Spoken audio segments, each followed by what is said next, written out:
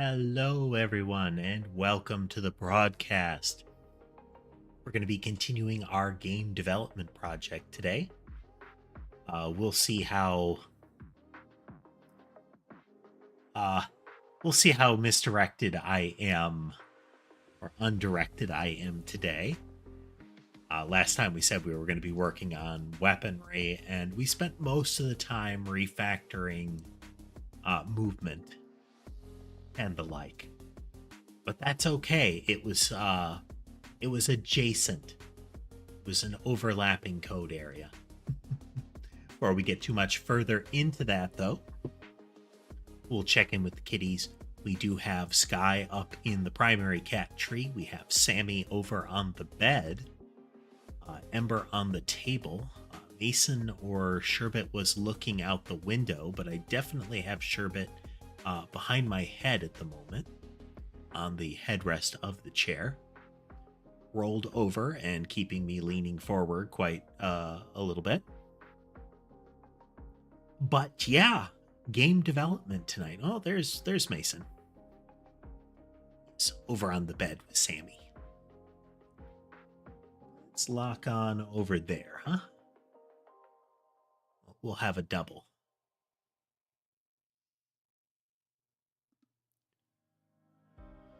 Alrighty. So one thing I just did before the stream started was I looked at movement template and realized that I had created an artificial interface for it. Effectively an interface. But I don't need it because my use case for movement template is now strongly typed.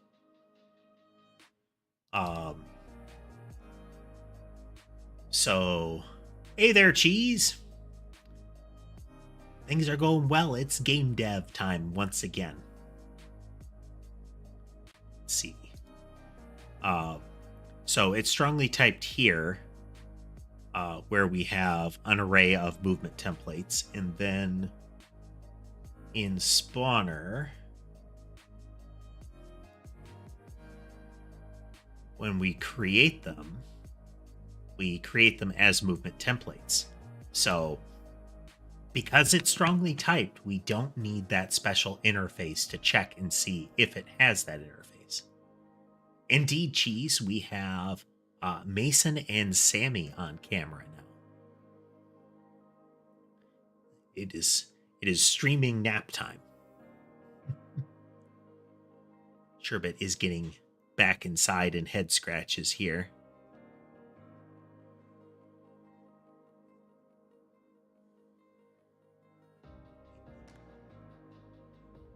That's an amusing cat name, Potato. Is he kind of oblong? Or brown? Hey there, Fairy. Welcome to the broadcast. Welcome. Good to have you. So let's see here. Okay, so one of the things that we started to do was we thought about making a special type of spawner that was a weapon. But after going through this, we didn't really need to. What I want to get into first then is position modifiers. So we can change some of the angular rotation and what have you, or the rotation of the vector. So what we were trying to figure out is how to do something like a standard like spread shot kind of thing, where with multiple projectiles, it spreads them into a fan of them. Just repositioning them wouldn't work because it needs to be in the direction of firing that the spread would happen. A lot of right now.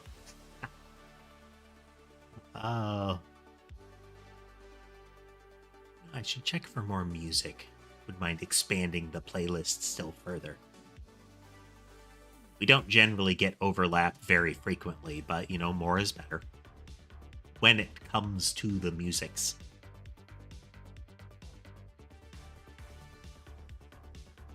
That's right, we've got Sammy and Mason. Sammy's spot tends to be the bed. It is a separate, secure area, more or less. You see the main cat cam tree where Sky tends to hang out. You can see the curtain that separates that area from the bed from the rest of the areas.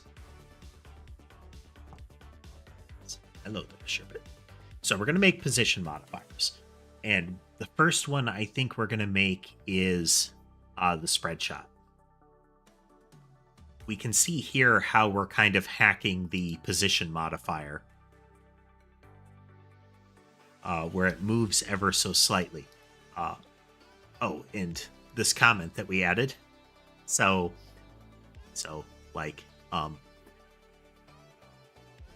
one of the things we need to do is add a way to clear targeting,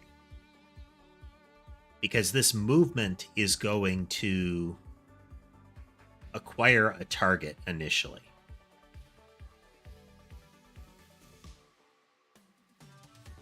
So I wonder if we can change that around.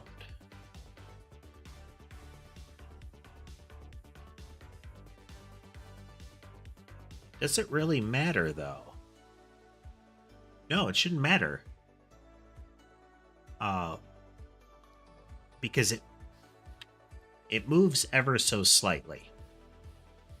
The projectiles will trigger their target logic initially. So if the shotgun spread says I'm going to move towards a random target, it's going to move towards a random target. If it's going to home, it's going to home. The spread changes are still going to deviate from the core vector. So I think that will work. We are moving it in a fraction of a second here. The game is currently running at about 60 frames per second. I don't think that's going to compete too badly for processing power, but we're moving it 1/10,000th of a second forward here. So noticeably less than a frame. Is it less than a frame?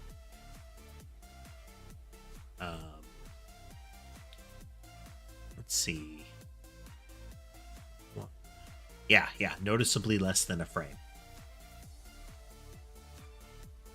Potentially 100 times less than a frame.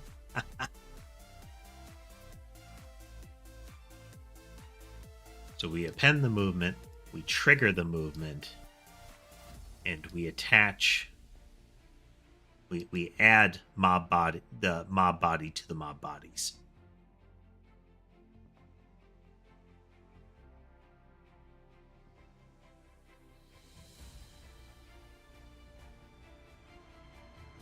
Then we're going to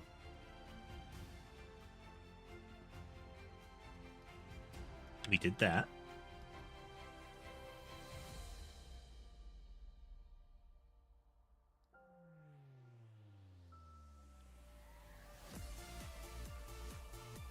So now we need to apply position modifiers.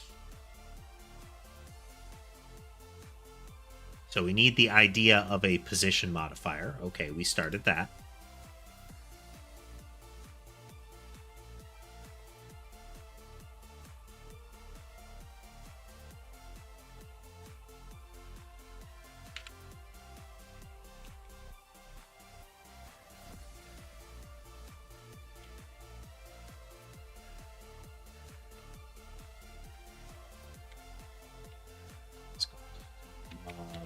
bodies, which is an array of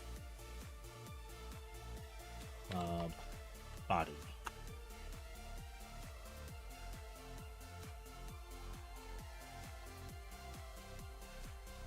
Great Wolf Lodge is that like a park or something like that? Like an amusement center of some sort? I feel like I've heard that name.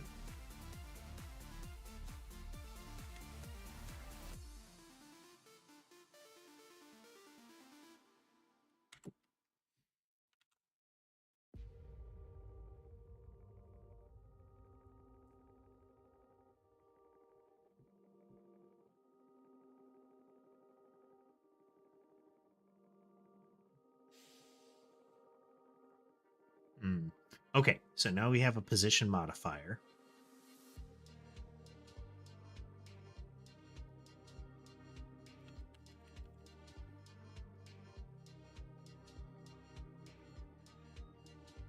Script.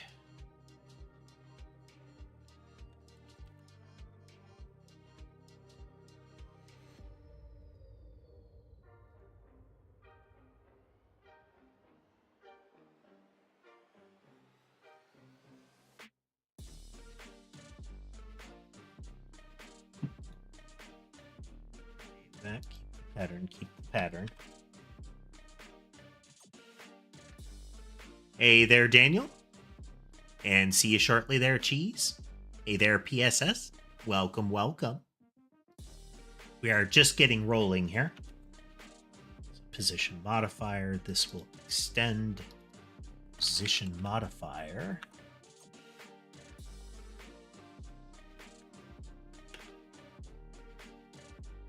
And modify position.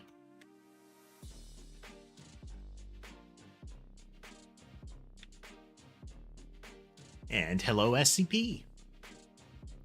Welcome, everybody. Good to have you. We are starting with the modifiers to the positions of the projectiles. We'll probably need to put this in the projectile template or in the mob template in some fashion, because I wouldn't mind some of them having base behaviors like this. We'll see. We'll see.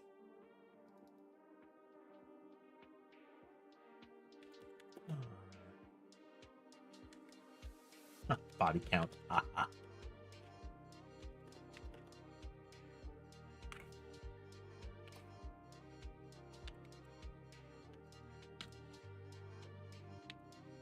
Count.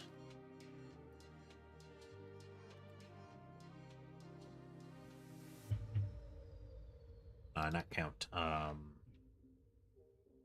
Wasn't counted. What was it?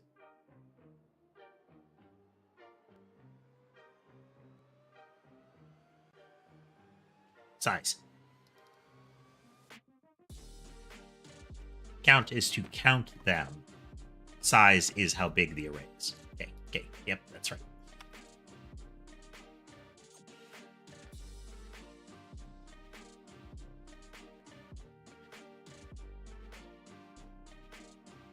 Okay. So, with an even spread, you will have half above the half left of the starting vector, half right of the starting vector. With an odd number, you have one on the starting vector, and then half the remainder left and half the remainder right. Spread out based on the number of projectiles. Ooh.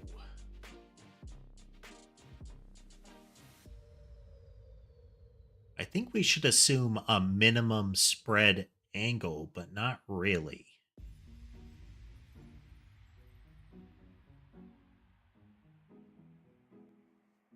So a spread shot becomes increasingly less useful the wider the angle is with fewer projectiles. And I don't want that to start there. So like, if you only have 2 projectiles, on a 180-degree spread and you evenly space them, then you're looking at a 90-degree angle between the two of them, which, you know, a Y pattern shot, which is one of the less useful configurations unless you are positioning very carefully.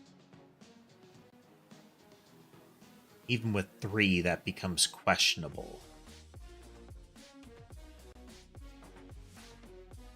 I don't know if that's ultimately a problem.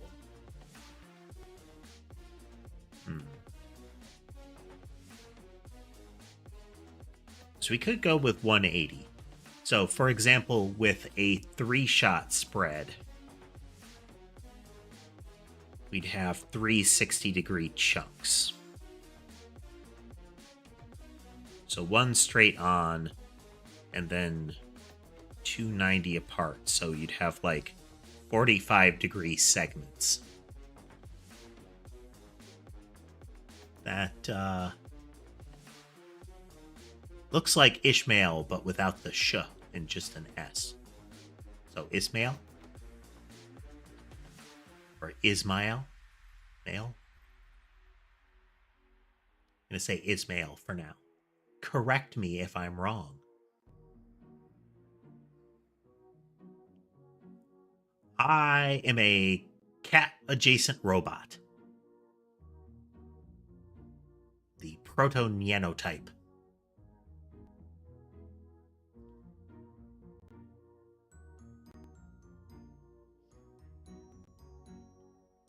In any event, welcome. Welcome both of you, Foxfire and Ismail. We're doing some coding. We're doing some development in Godot engine. Making a Vampire Survivors-like game. I do not, Chris. It might not be apparent, but I don't really drink anything by necessity. It is a conversion process. The nanofluid that flows through my veins that you can see down there converts everything. It's an efficient system.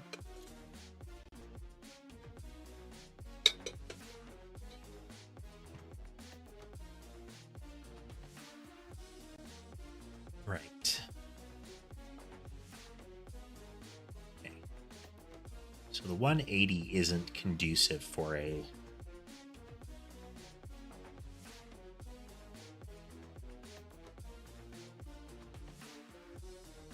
What do you folks think? What should be the spread angle for a standard spread shot? I think 180 is too much. Like I said, you've got 60 degrees between each shot at that point, I think.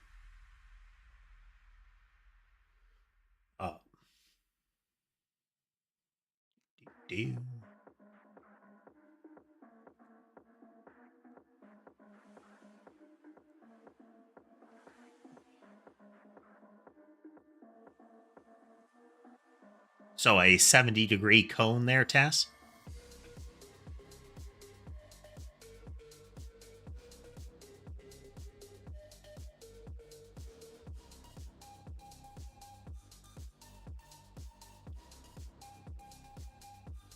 I do not know Russian, Foxfire.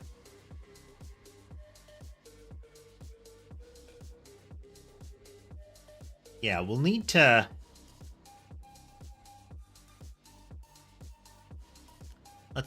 Let's do a rename here.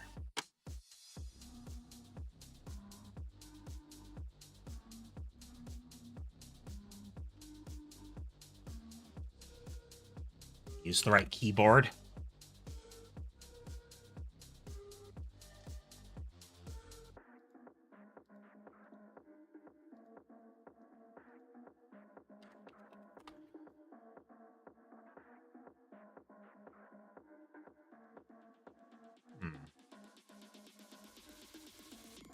No.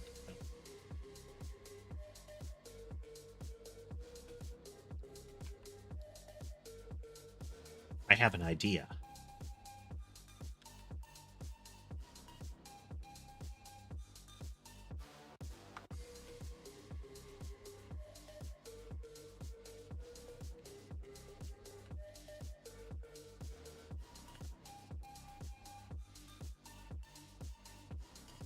We are making a Vampire Survivor style game, Foxfire.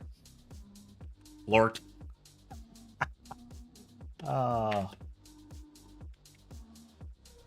We will not actually be using this.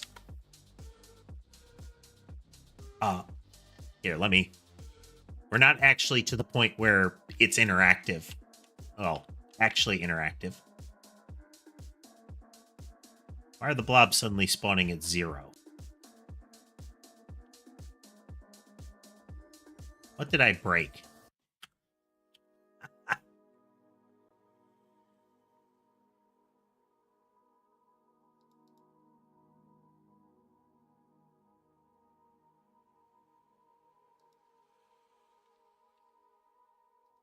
That's what I broke.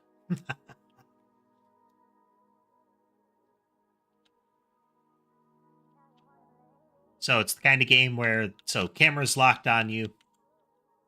Eventually we should be getting some critters. There they are. Critters converge on you. If they touch you, you get hurt. A lot of stuff is placeholders right now. And once actual gameplay starts to be in there, projectiles of some kind will fire out from the player and hit the little critters and remove them, based on the capabilities of the projectile. So hopefully this is going to work out. All right. So I've created a spread type here.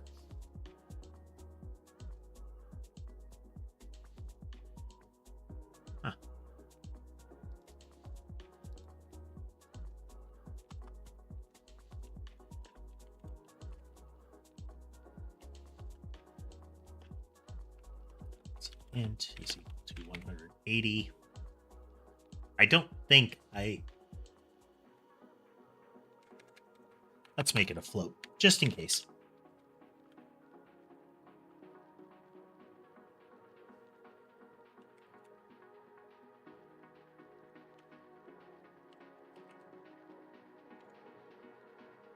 Just copy it over from a position. Oh, that's why. I put it in the wrong place.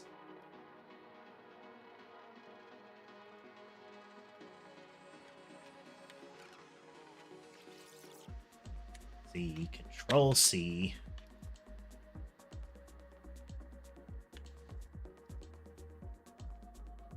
No, that one either, Foxfire. Ultimately, I only understand English. I see Lunar has joined us. Hello, Lunar.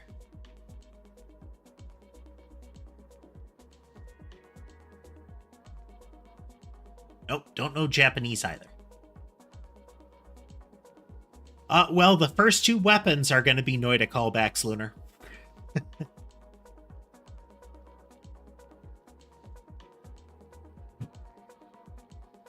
Technically, the sprite for the Nyanite visibly has the old Noida callback wand. But ultimately, I think I could probably incorporate it. I mean, that's a good skill there, Foxfire. That's a good thing to have learned.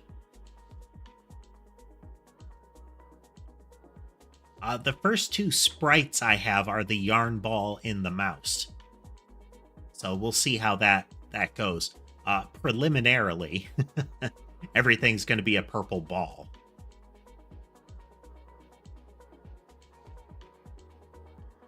Ishmael, the nanotypes don't actually eat anything. We can if we want to. It's a good skill for a domestic robot to have. You know, does something taste good or, you know, poisony? Okay, so a default spread is going to go in and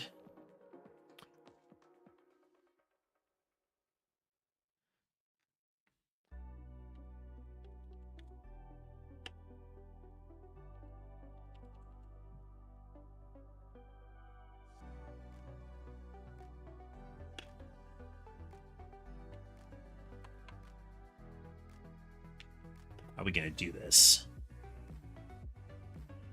We're going to divide it by the number of projectiles. And then we're going to iterate over each projectile and assign them a position based on that. Let me see. Which one are you watching? There are 3 streams going on.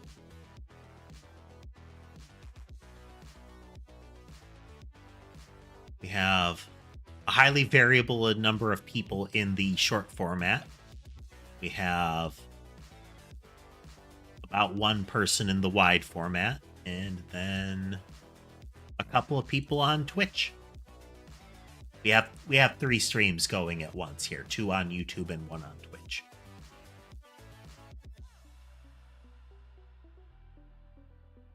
If you see me talking to somebody that you can't see the chat for, I'm talking to somebody in a different stream. We don't have chat visible because people can't be trusted.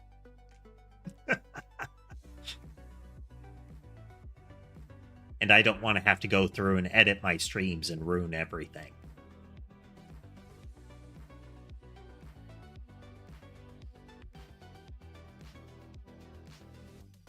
Okay, let's do a hypothetical here. If we do 60, we have 2 projectiles. They'd be 60 between. Okay, that's how I'll have to do it. So if I have 2 projectiles, you need to divide it into projectiles plus 1. So if I only have 1 projectile and I have a 180 spread, there will be 90 degrees from the left edge to the first projectile, and then 90 degrees after that of dead space, so it would be straight on. But if we have 2 projectiles, we divide it into 3, and we have 60 degrees from the left for the first one, and then 60 degrees to the second one. Okay.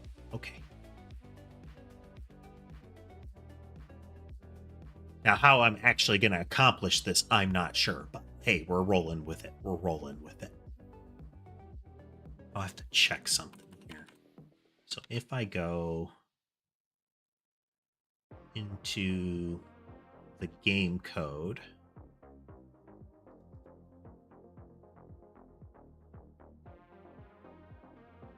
okay, so I have a vector 2. This is a right angle, and it's then we can rotate it by an angle amount. Okay, I think we can do this.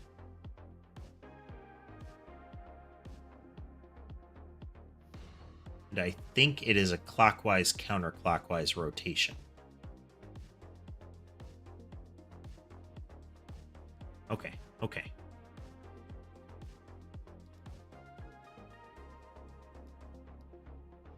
It's a default, so it just passes and does nothing to it.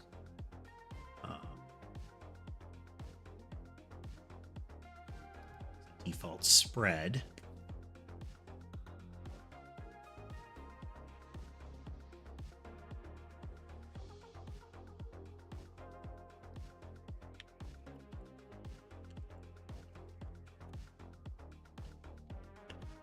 Equal to spread angle divided by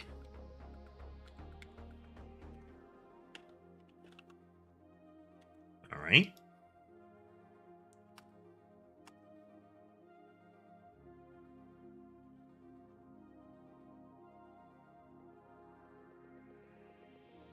So now we have what the slice is going to be. Now we need to lay them out.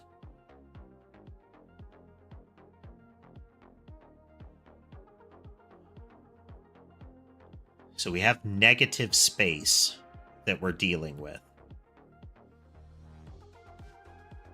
So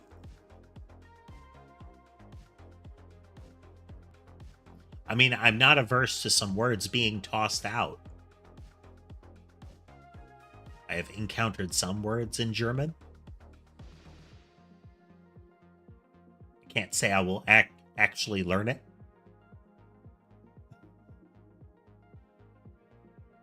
Only thing I remember is some time ago, what was it? Like,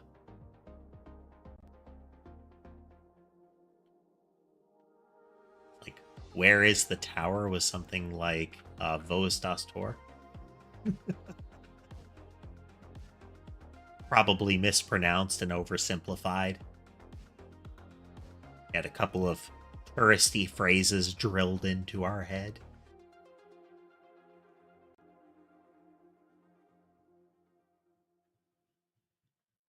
Okay.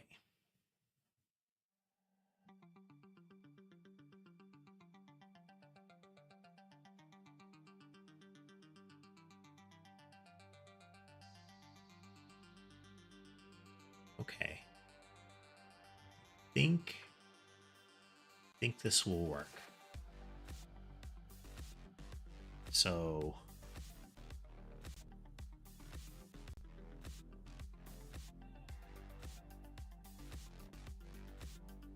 here's our documentation here.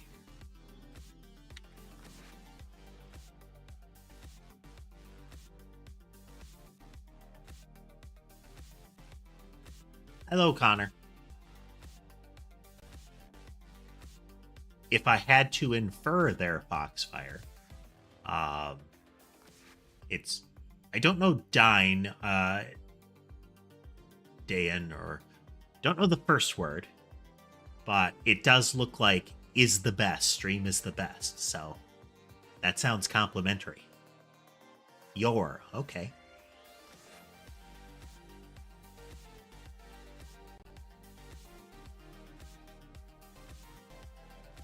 Can't remember where German and English, where the shared ancestry shows up. So I know English is Latin derived, but structurally there's a lot of I thought there was some similarity between English and German.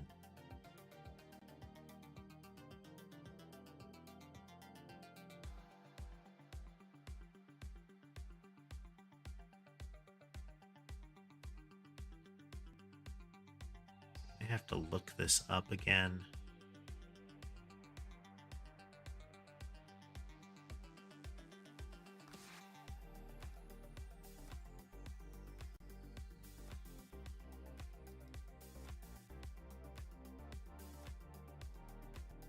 Annotation.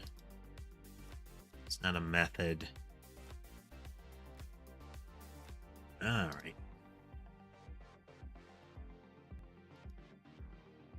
One.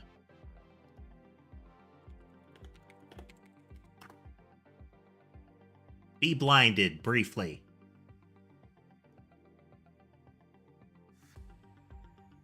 You.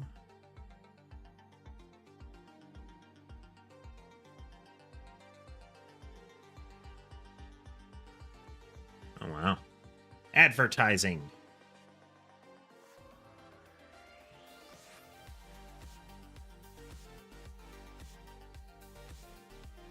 -1 in increments. -1.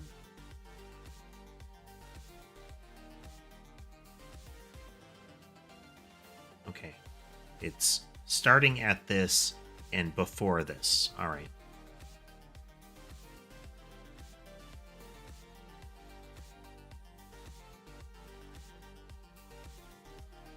Okay. For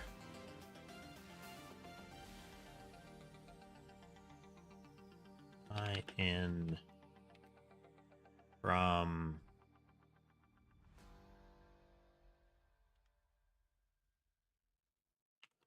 one times spread angle by 2 to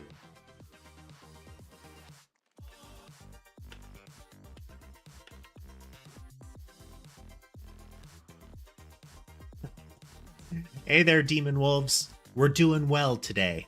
And if Nightbot pops up after you say anything, don't worry, it's not directed at you. Nightbot just says stuff periodically after somebody says something a number of times. So X lines of chat, then Y amount of times within a period of time.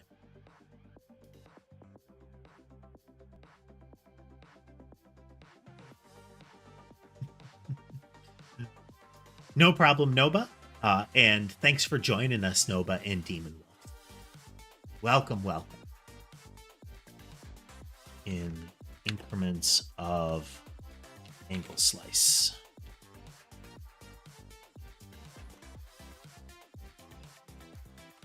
Thought this was how it was formatted.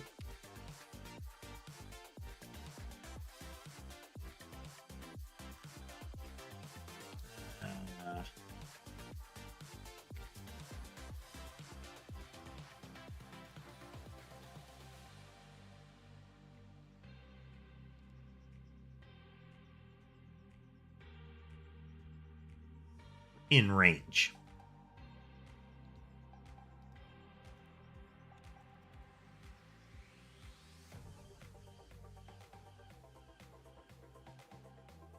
Okay, so what this should be is it starts negative half of the spread. So if it's 180, it starts at negative 90. And it's going... Oh.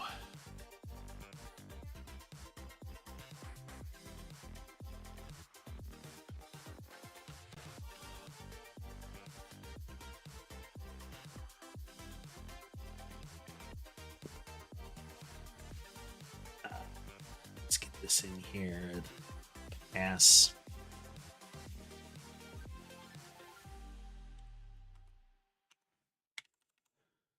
So it starts at negative half. What's that, Foxfire? And then in increments of the angle slice, it will hop forward, and then we're going to put a projectile there, and then we'll hop forward and we put a projectile there.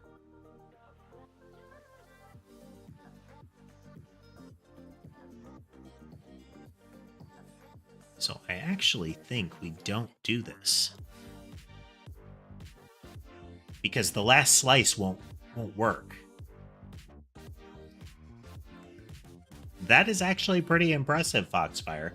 I am aware that it is more common for the young to know a lot of languages. That doesn't mean it's, necessarily really hard. It's just, it's the optimal time to learn. Okay, so if we have it spread angle divided by 2, then the last slice will not land. So if it was 180, we're going to be moving by 60. So we don't actually want to start there, though. We want to start one slice in. So plus spread angle. And then we end on divided by 2. So that last one shouldn't trigger. So what this should do is if it was 180, it's going to start at 120. Then the next one will be...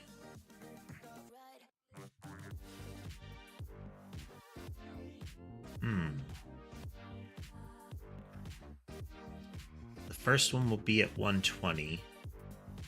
Then the next one... No. Brain. Thinky brain.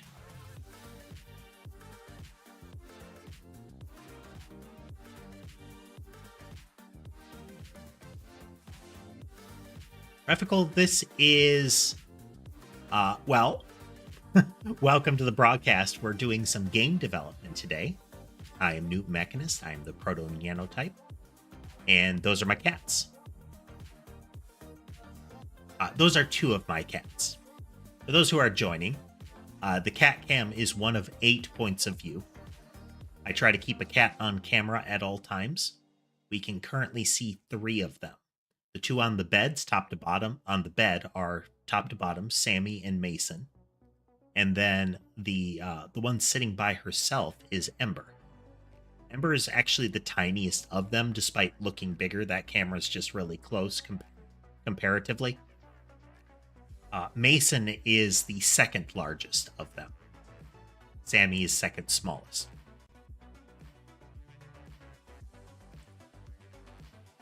I also try to focus on cameras that have more than one cat. The other 2 are currently getting a snack.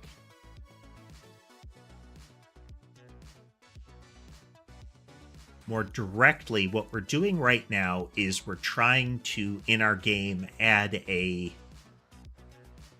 logic that will make it so that a spread can happen. So take a series of projectiles and fan them out over a particular angle. Yep, we're making a Vampire Survivors style game. Currently, the player can't defend themselves in any way other than running. But you appear, you can walk around, camera follows you, and eventually some little blob guys are going to start appearing. They're a placeholder. I'm still going to use them, but they're not going to be the default enemies. They converge. They touch you, it hurts you. If you run out of health, you lose. In actual gameplay, there will be projectiles flying out of the player like crazy, trying to drive the critters back.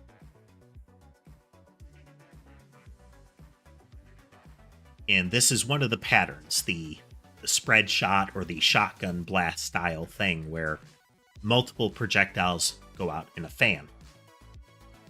And I'm making logic to do that right now. So if there's one projectile, the slice is 90, and we're going to take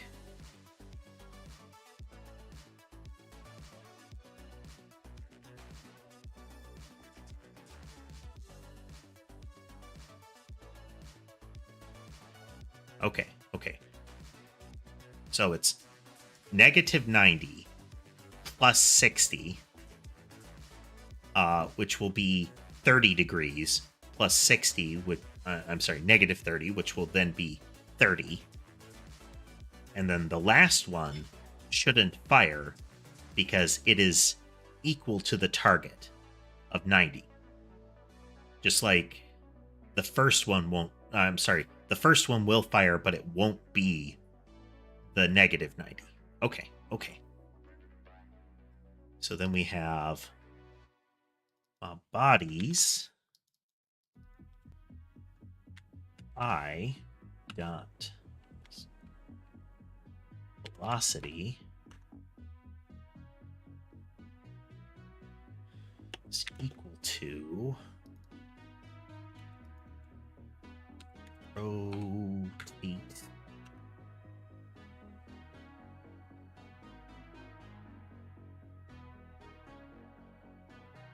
Oh, no. Oh. We need another piece here. This is good enough. This is as good a time as any. Quick break, a little earlier than normal. But quick break. I will be right back. And we will continue.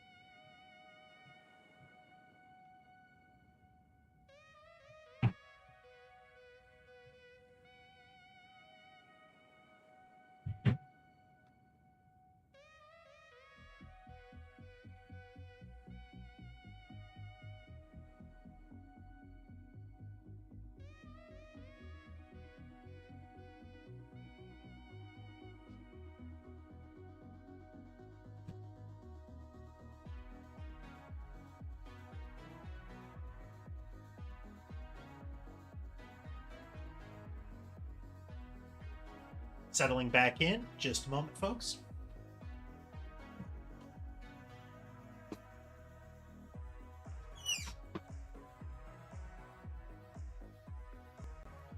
And we're back.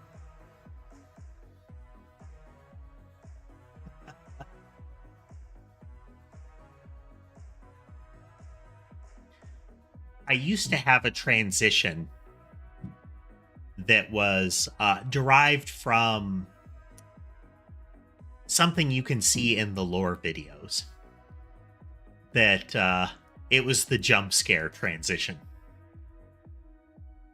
Yes, Mason has moved. Let's see who we can see.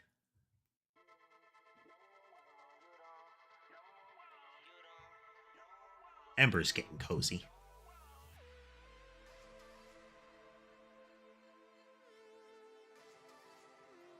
Ember and Sammy are pretty snuggly. Sherbet has gotten to that point.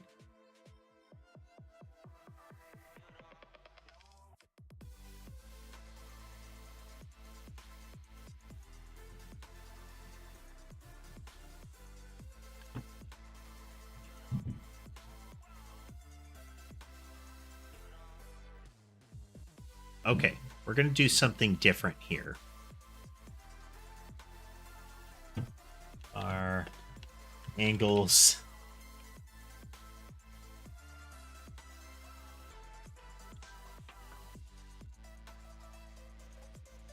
As an array of float.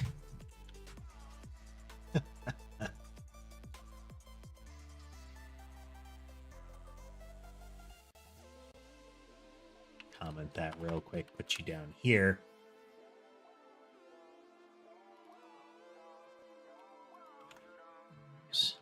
Dot append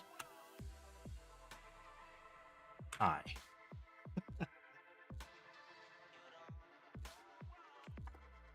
Or I in angles to use. No.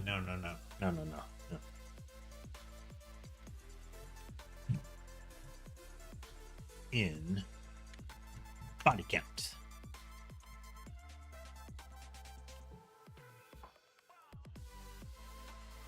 Rotated angles to use.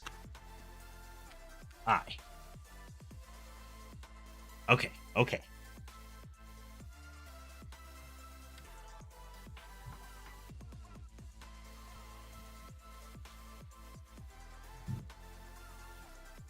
Yeah. No. Even 3 is impressive, folks. 9 is amazing. But I think it's admirable to even know 2. Someday, maybe I'll set out to learn and actually stick to it.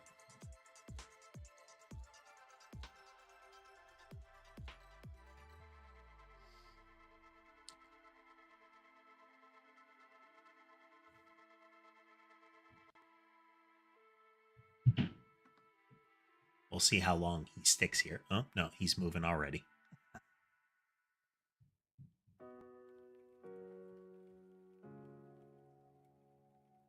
You can see Sky's tail very briefly. He doesn't frequently come over to my lap for pets, but he shall get them. He is a very fluffy boy. It's kind of longish hair.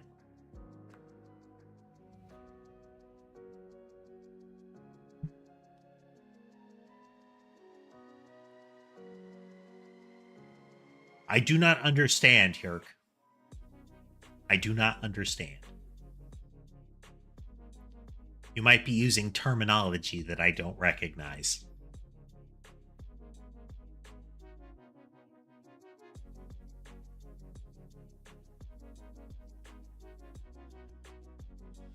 Okay.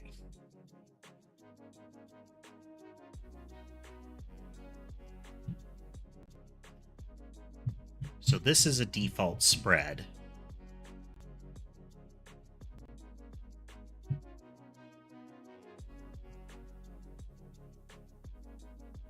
if we go into spawner,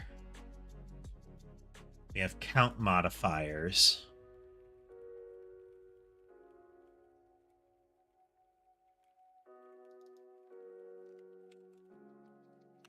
Position modifiers.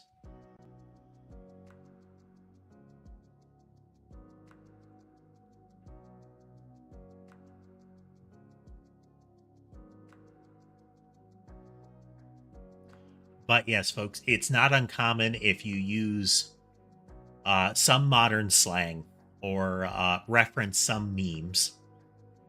There is a good chance I won't recognize them, even if they're real old. Which means I may react just to the words you used as opposed to the reference. Sometimes Tass is here to translate for me.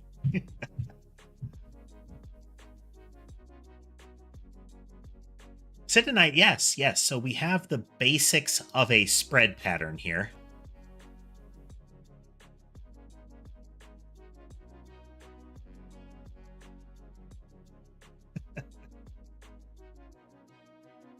I mean, if you go back far enough, there's still going to be memes and slang that are tricky to understand.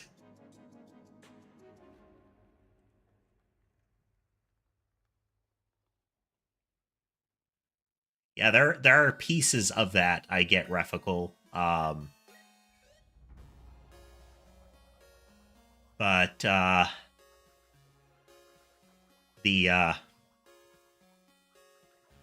always like to know the origins of some of the sayings, like where does it derive from? I know that sometimes they end up being entirely made up.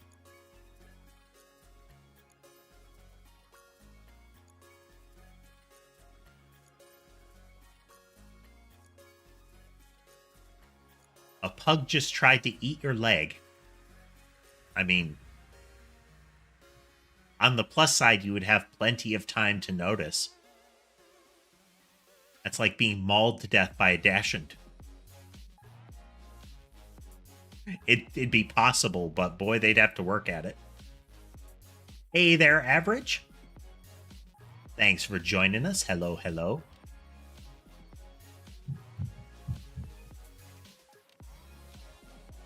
That's a talented leg.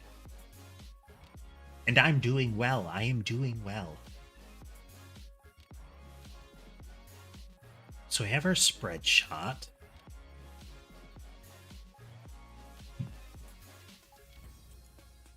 Yes, suspicious I get. One of the fun things with sus is that sus also has a meaning prior to that. Like, to ascertain or to figure out, you know? We're going to suss it out.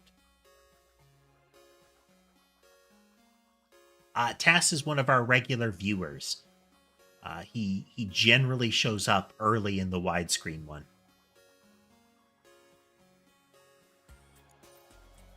Quotes are fine, quote.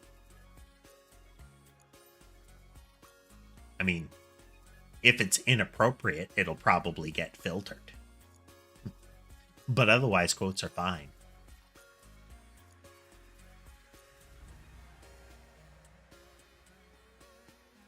Okay, so we have this.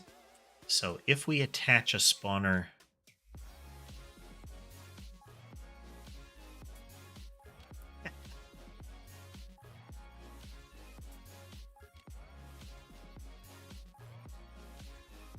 There he is. Again, you might not be able to see him in chat, since he might be in a different stream from you.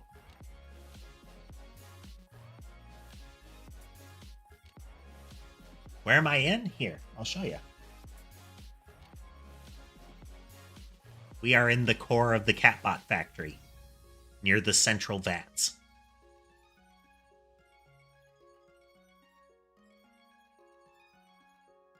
Canonically, I haven't decided if that is the central vat, but, you know.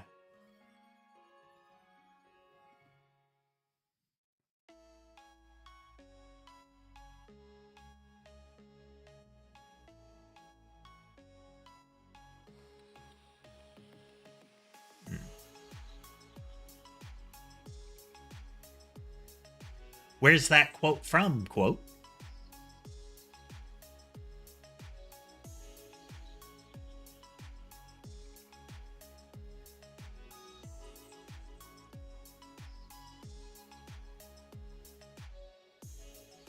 I see. We read a little bit of Thus Spoke Zarathustra in a prior stream, maybe a couple weeks ago at this point. And that had the vibe of some of the stuff in that. Though less flowery. Well, your quote was less flowery and less archaic in language.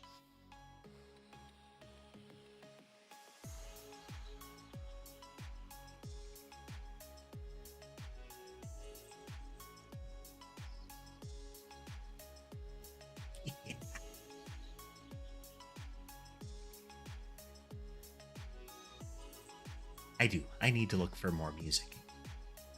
I like my playlist. If you're ever curious about where I get my music, it's from Epidemic Sound. It's a pretty safe service to use.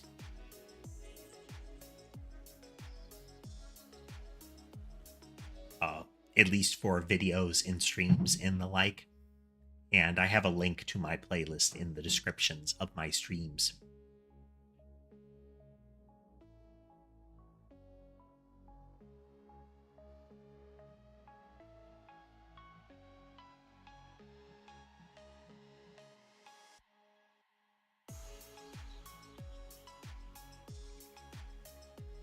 Hey there, Squishy. Good to see you again.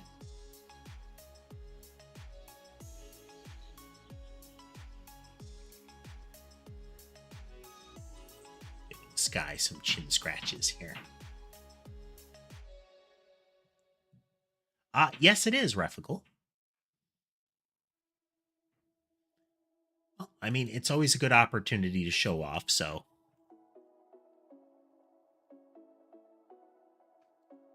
This way you can see my boots. And then...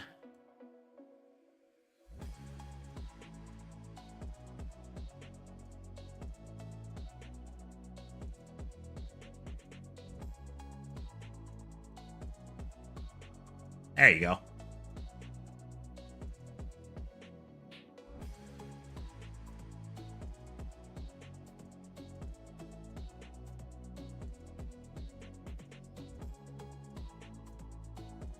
Yes, SCP.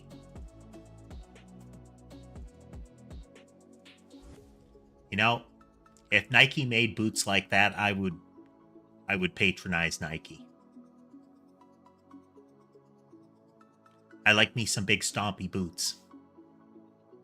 But no, they're kind of built in. Makes it easier to use bipedal movement when your center of gravity is, or at least you can anchor yourself, should I say.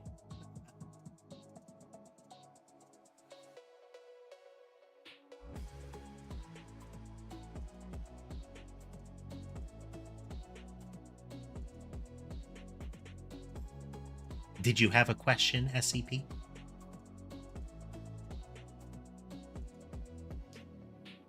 Okay, so this should work. So if we make a spawner and attach it to the player...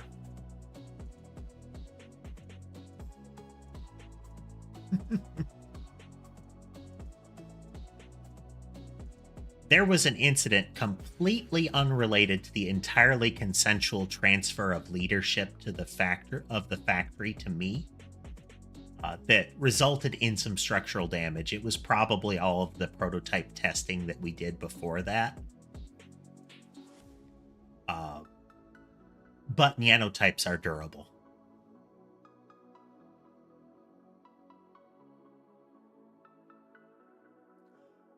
Because cats are cute and marketable. The Catbot factory tested that and found it to be true with the initial Catbot line. You can actually see the Catbot line that existed in prior short videos. Seamless plug, watch my short videos.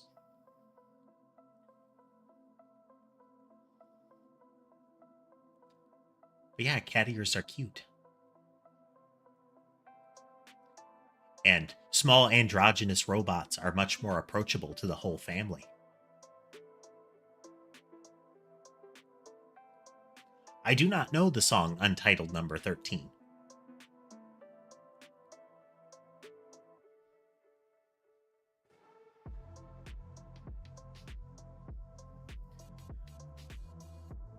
So if I go to the player projectile in the game scene and I'm going to add a spawner,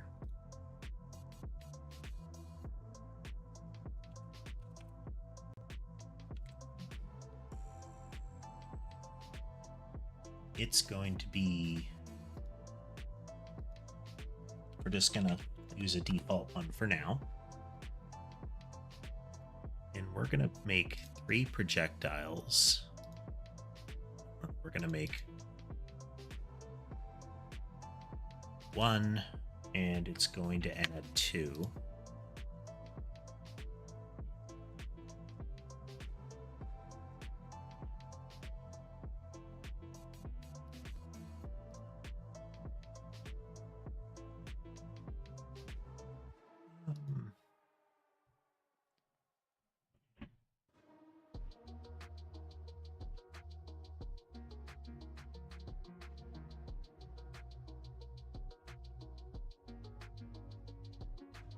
The game will have weapons, SCP.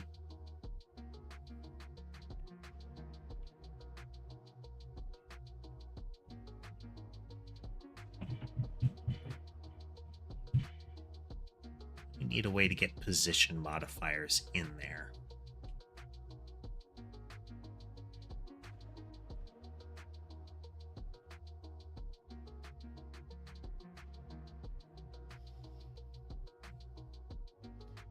I have a different idea.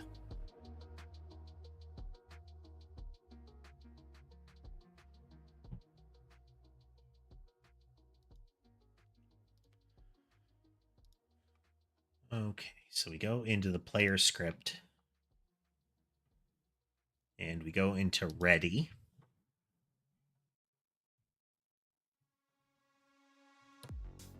Let me see if I can show you guys this. Art assets, Nyanite.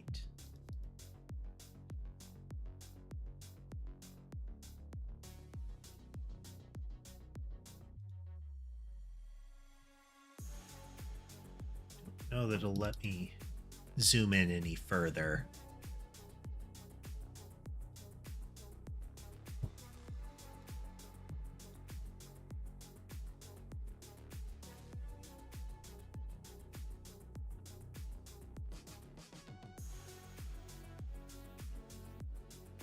It's not a good screenshot, but you can see on the bottom row there, that is the firing animation. I don't know if I'm going to use that. So we have idle, walking, jumping, which I don't know that we're going to use for that, and firing. So if you look, its little hand, it expands out into a little Mega Buster thing, fires, and then shrinks back. In the original Noida mod, the look of the wands was replaced with the little Mega Buster looking thing.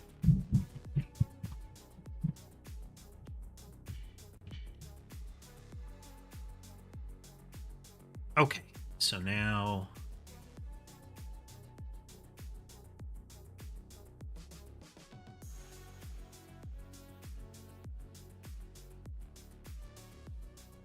yeah, similar concept there. Yeah, she heard of a bit of ruckus in another room. It's actually really quiet in here outside of the streams where I'm talking.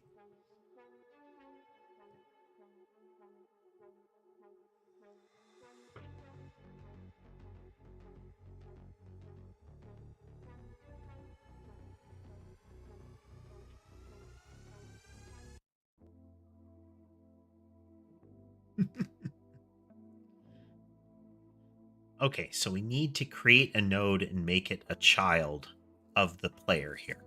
This is temporary, but that's what we're going to do. This is probably something we'll set up elsewhere, but right now we're going to use ready.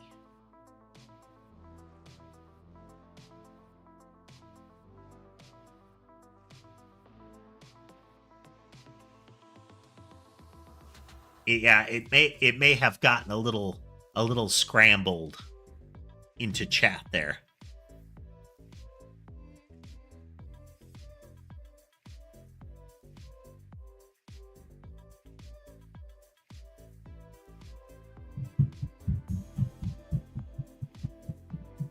All right, SCP.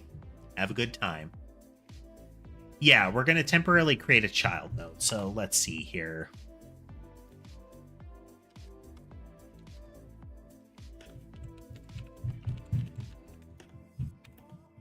What do we have to do?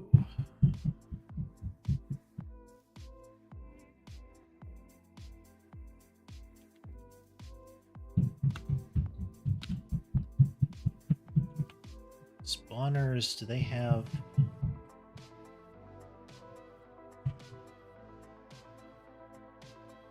Spawners do have a scene. I think they don't really need a scene.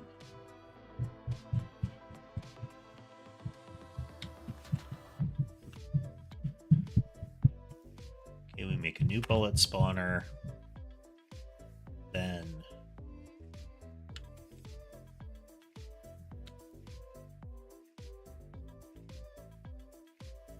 up to spawn.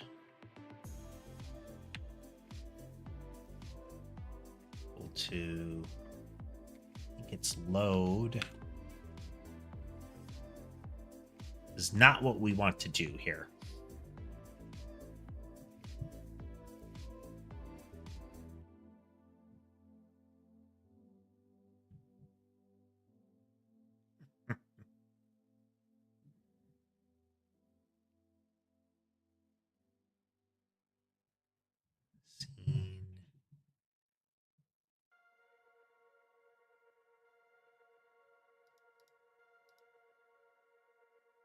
So this isn't good. This is hard coding the path. That's why we're gonna do this different in when we actually do it. Indeed, Blue, indeed. Is Kitty.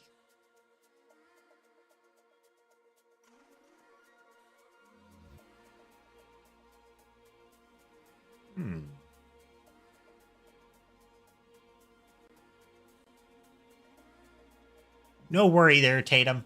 We've had a couple that have slid around, but the VODs are always available if you'd like. Although, regardless, it's good to have you. That kitty is Ember.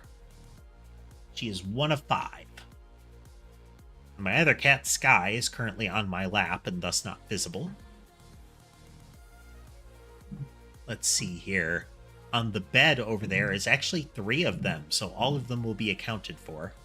The black one is a tuxedo. She's named Sammy. Then on the pillow below her is Sherbet.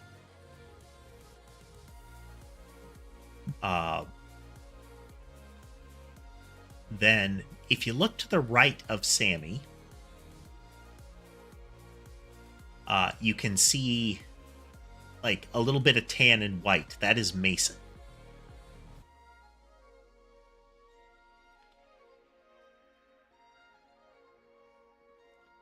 So let's switch over to the camera with 3.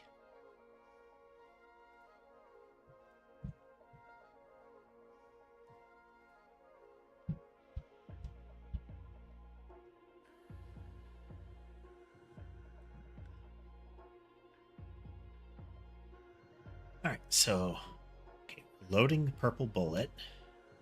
What else do we need to do in a spawner template?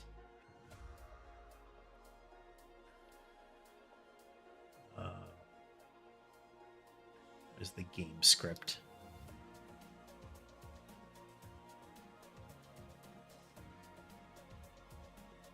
A spawner object.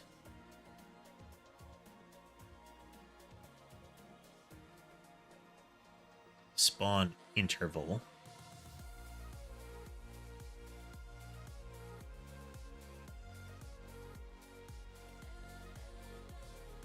We are making a game.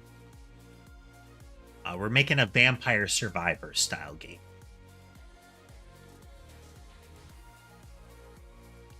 Right now, I'm trying to test the preliminary weapon code.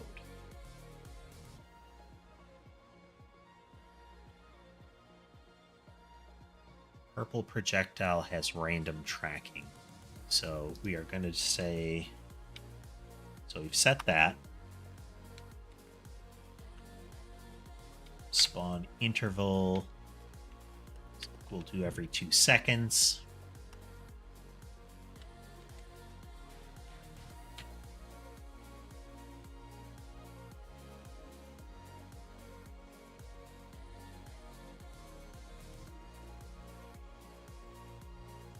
You know,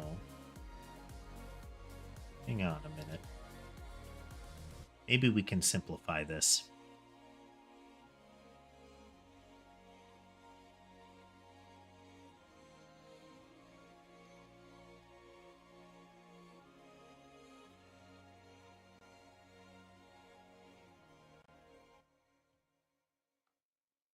Into the player object. Gonna need a faster way to move through these.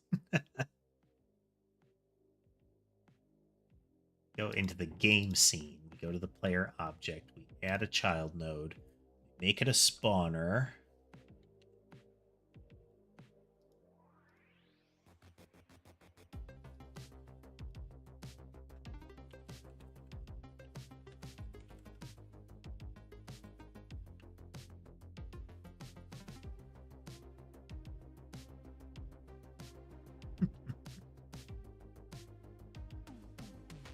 Graphical, have you ever had it where you close your eyes and you can see stuff? Like, you can see the inside of your eyes? And welcome back, Fairy. So go into player bullet spawner. We have a position modifier. Add an element. Going to assign...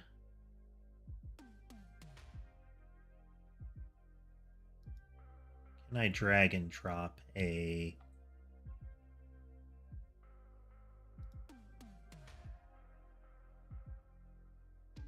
projectile?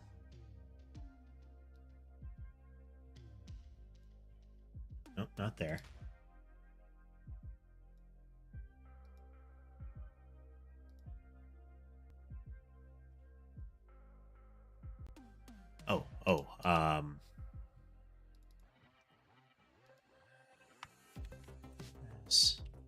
Name.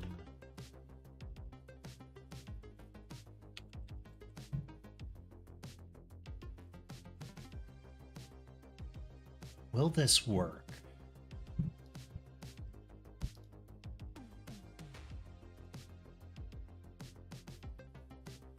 Okay, it wants to say... These are position modifiers, though. Why do I have to assign one like that?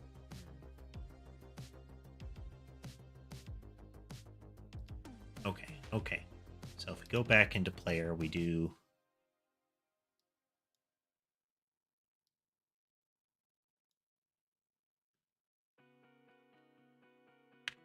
Still not how I want to do it.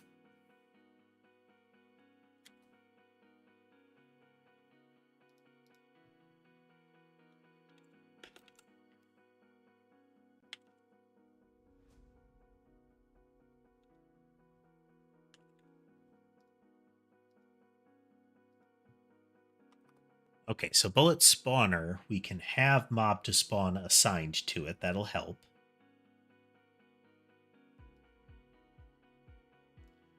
And we can have the mob body. We have the mob body and the spawn interval already set. Hey there, Ethan.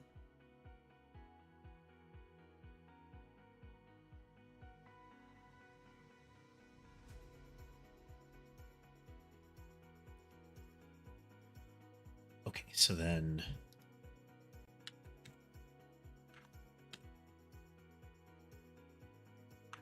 modifiers, add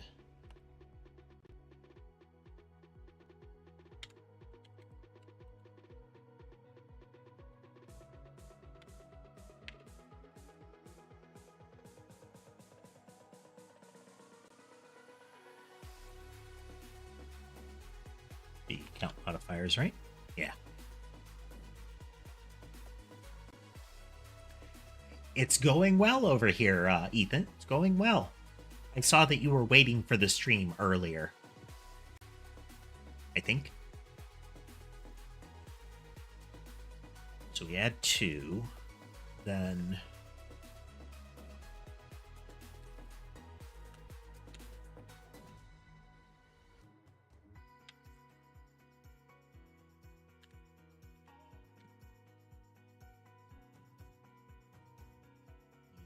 a spread shot dot new.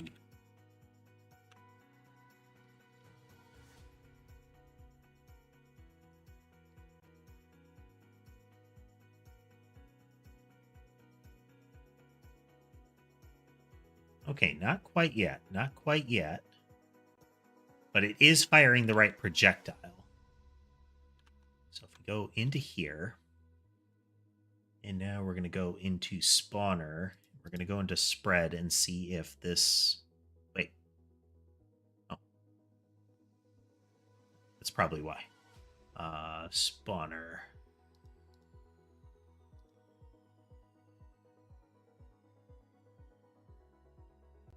Yep, that's always an option there, Ethan.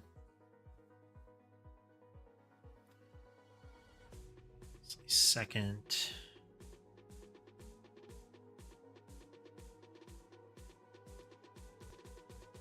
This is why.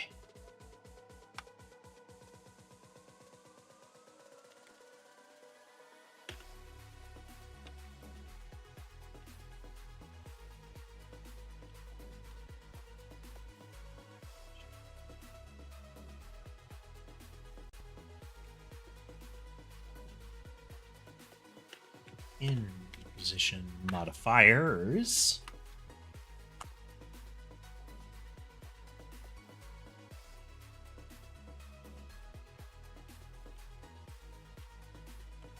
Oh, no, no. This. Should have kept that. Could just move it.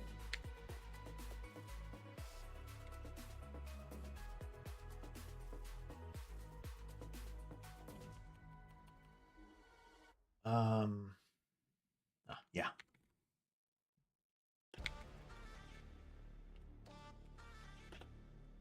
In that. Yep, I do both, Ethan. I do a wide screen format for the desktop folks, and I do a vertical format in case the folks on phone want to stay in vertical format. It shows up in the shorts feed, so that's useful. And then on Twitch, I do wide format as well. What's that, Foxfire?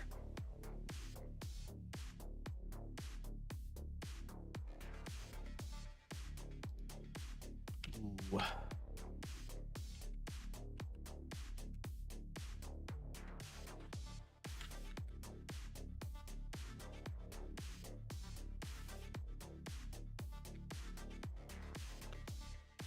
Okay.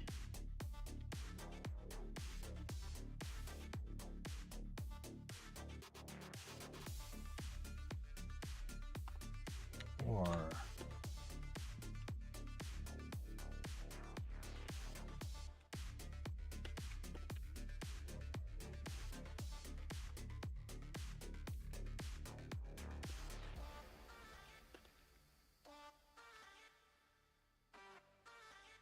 okay.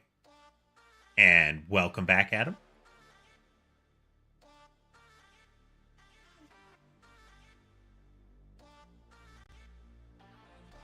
Okay, so what I just did is I went in, I added logic.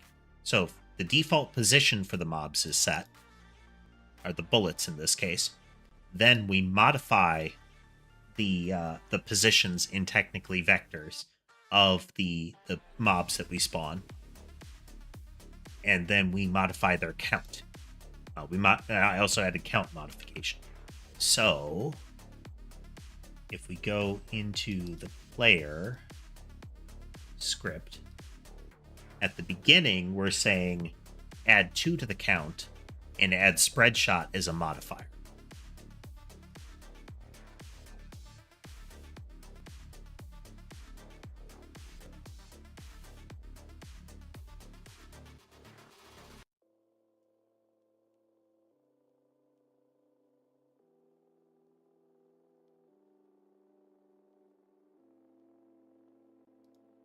Bodies on an array float.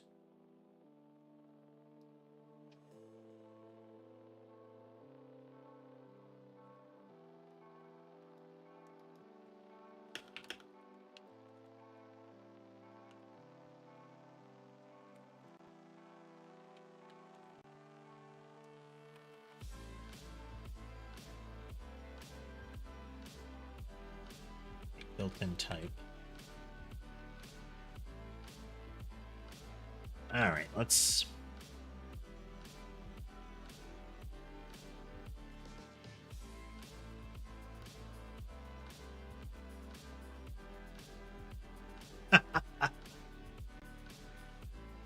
Oh. Let me check here.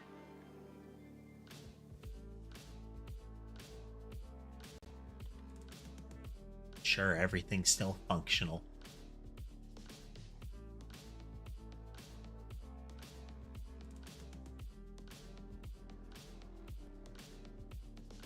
Haven't heard that term, Pandora.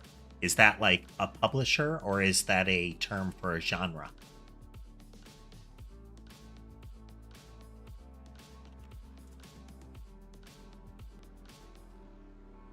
And it's been said in chat a couple of times, but since we passed by one of my breaks, then if you like what you've been seeing so far and would like to see more, remember to like, follow, subscribe, and what have you on the channel so that the algorithm will feed you more of my live streams and videos. Okay, so we're going to put a break in this function, and we're going to see what happens.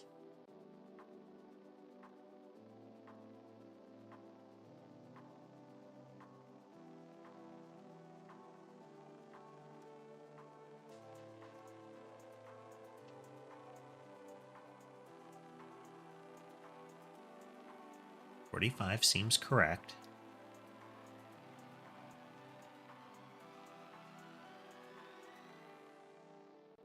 But it never went to here.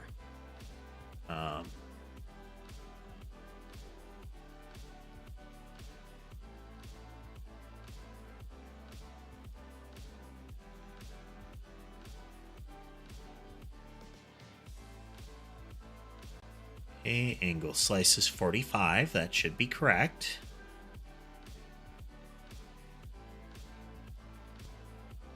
It skipped right over. Okay. Something's wrong here.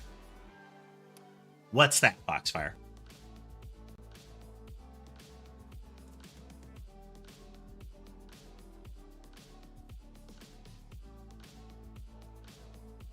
Oh.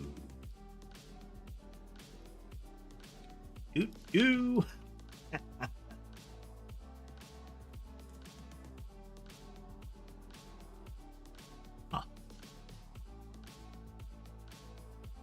Adam, this is a Vampire Survivor style game. So it is monsters swarm you, and you emit lots of projectiles in order to fight them off.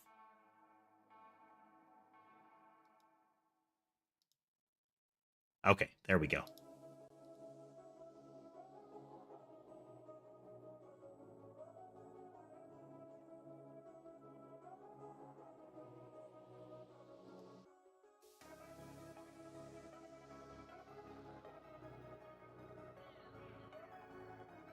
So this isn't the best one to use to test it.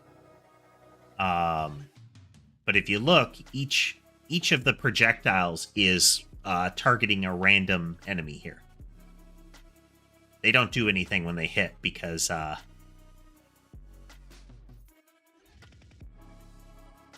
yeah, that seems to be the consensus for the genre there, Lunar, is bullet heaven.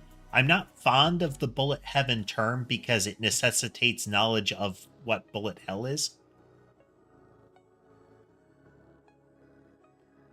Yeah, Pandora, I don't like the type that 20 minutes till dawn is, but the overall concept I like a lot. 20 minutes till dawn becomes kind of a bullet hell towards the end of it, you know?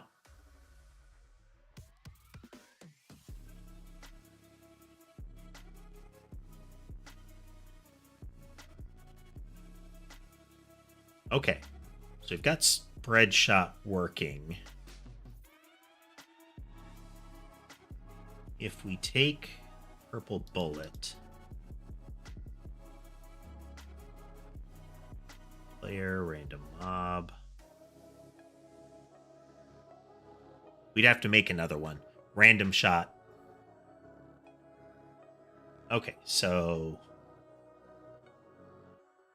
then if we go into purple bullet,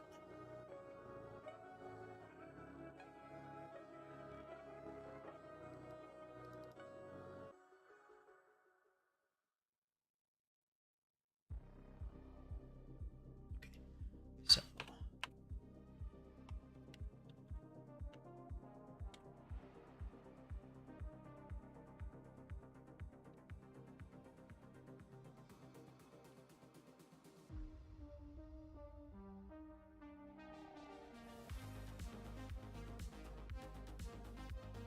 what did we do in that?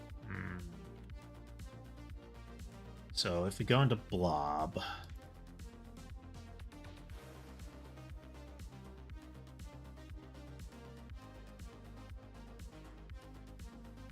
tech.type, okay.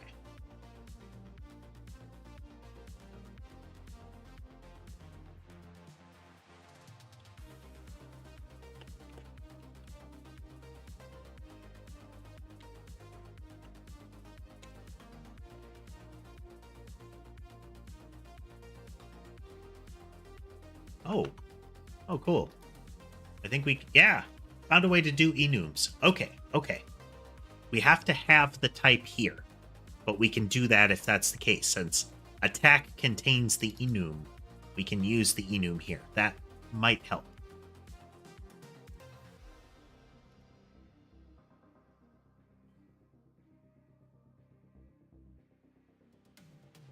So the projectiles are only coming from 0, right now, but we should see them start to pop slimes. Boop. Boop. So this is the core concept of the game, assuming the purple bubbles emitted from the player.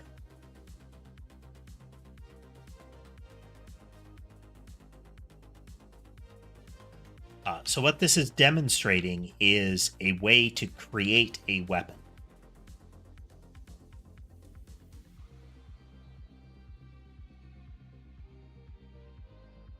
I do that way too often, Foxfire. It's an unpleasant experience.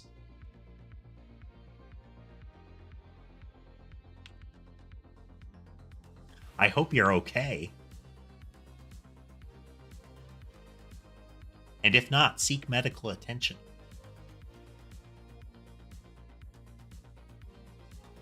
So the purple bubbles are set up to fire at a random target when they spawn.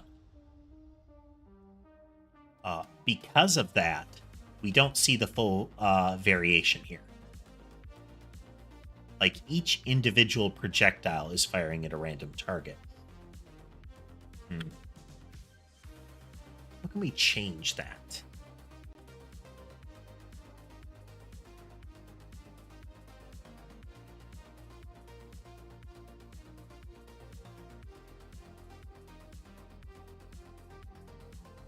Yeah, you should seek medical attention then.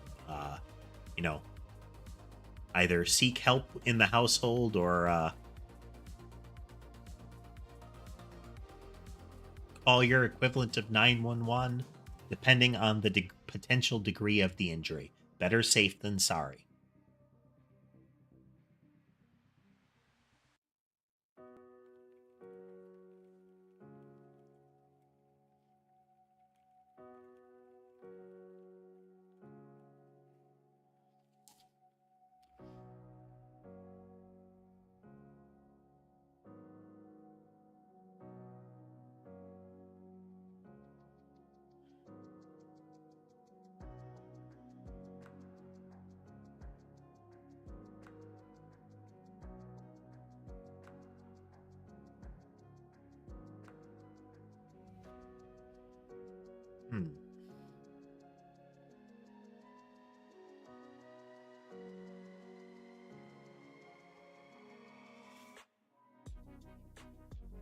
I wonder.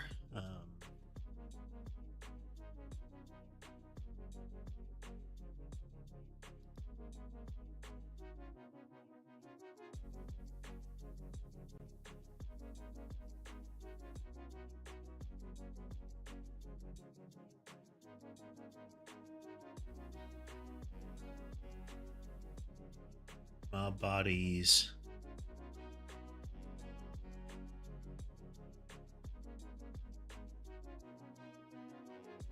Okay, that's right. Mob pool type we can't set because when we're creating the mob body in the inspector, in the template of the mob body, we have to set its type,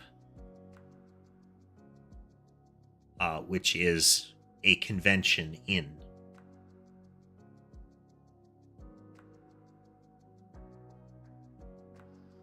Yeah, okay.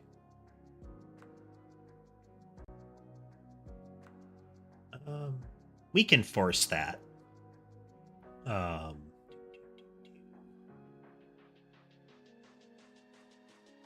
Go into the game scene. Go into this bullet spawner.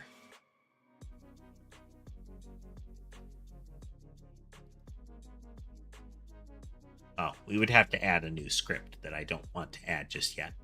Yeah,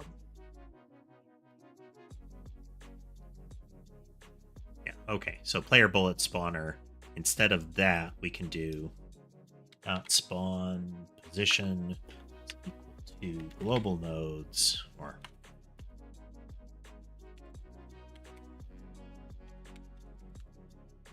should actually work.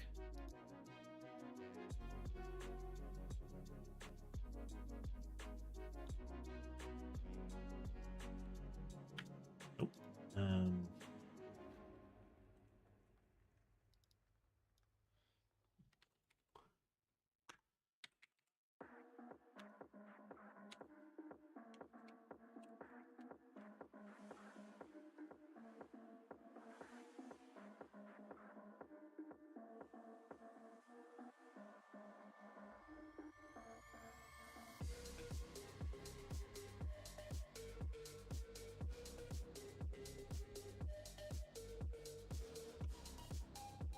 This is why.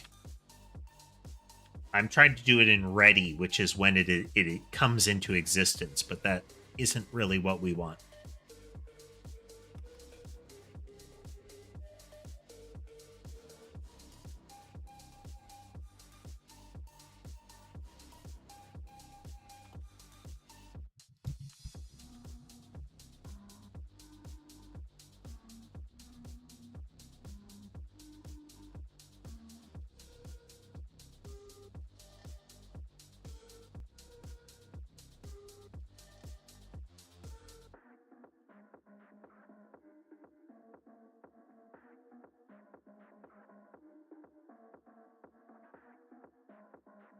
It is fun, though, isn't it, Pandora? I have some that are a little more chill and some that have a lot of energy.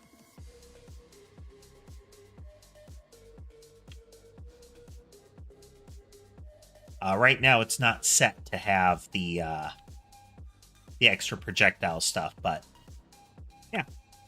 Okay, so we can test it a little more.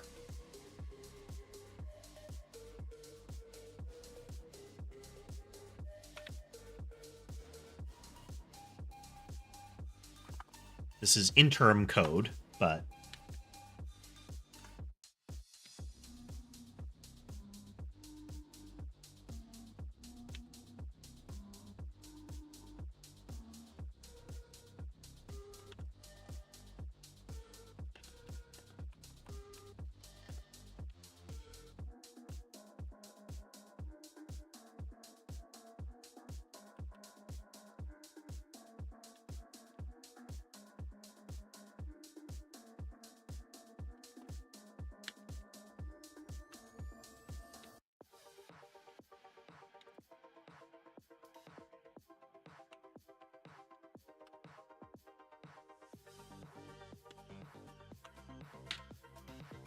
position modifiers and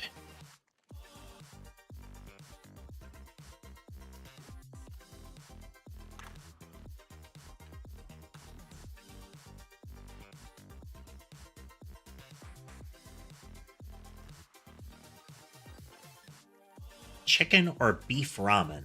I like chicken ramen. If we are talking, frozen, fried, packaged, microwave ramen.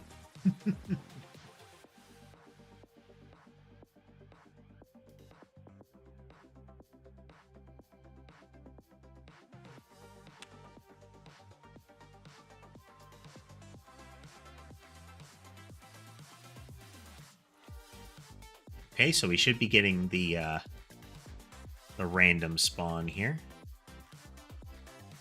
Okay.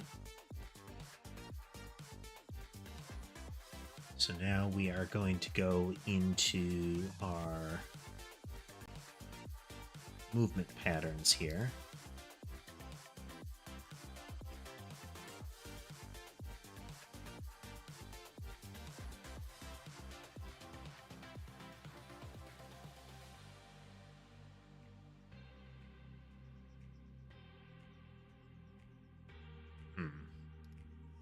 Okay, so the problem here is that we are determining target for each individual projectile. That's kind of what we want, but ultimately I'd prefer if they all share the same target. So if they're like tracking like as their intrinsic movement,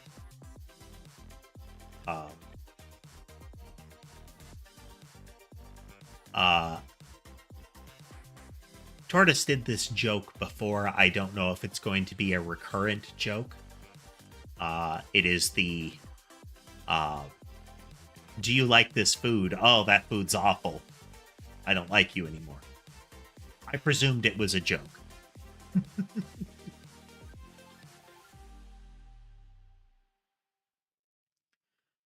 Okay, so how can we do that? How can we do that?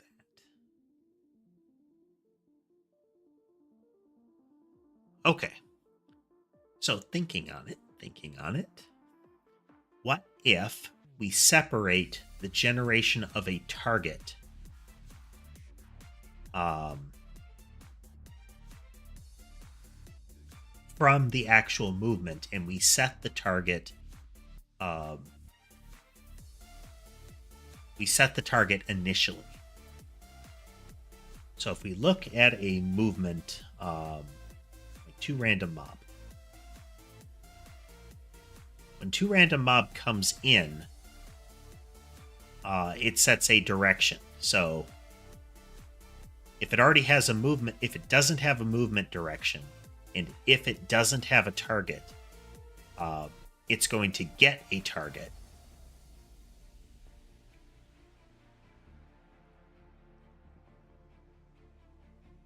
And if that's a bad target, it clears it. So then, if we don't have a target, randomize the movement. Hey there, M.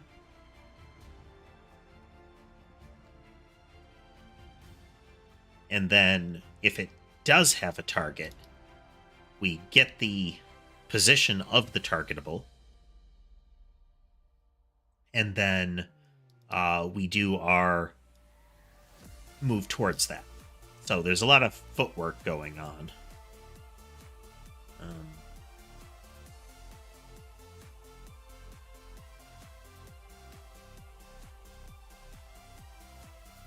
Thought I determined that this is... in this case, it's random. I haven't looked into how to do closest target yet. That's going to be one. Like, closest mob is definitely going to be one.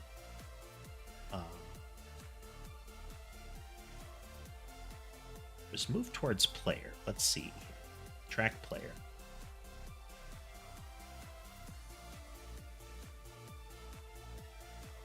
Okay, target position minus body position. Okay, we're going to go in and do that just to be sure. Why does this work and the other one didn't?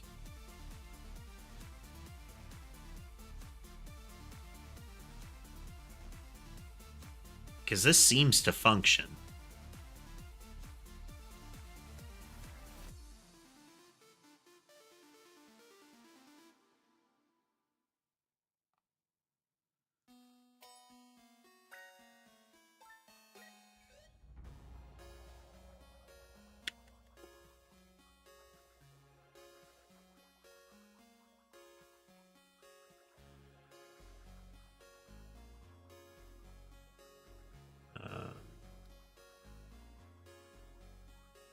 target position minus body position.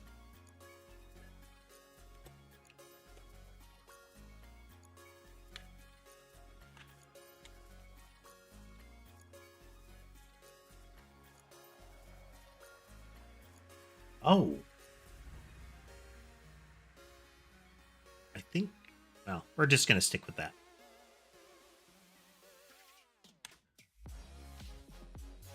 Yeah, it returns the value, I think is what the problem was. But it's going to clean up.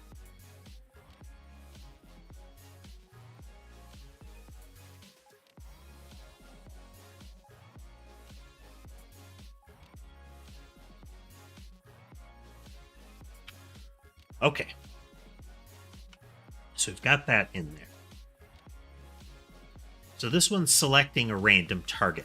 But what if I change the targeting to be like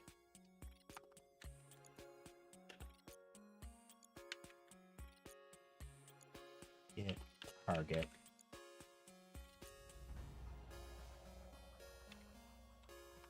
something like this.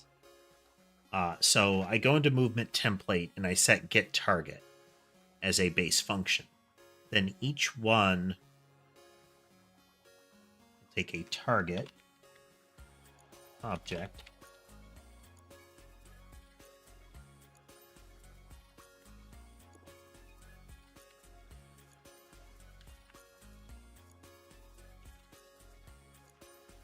so each one's going to get the target and it's going to decide how it deals with it. So in the case of this one, if it receives the target, then it uses that target.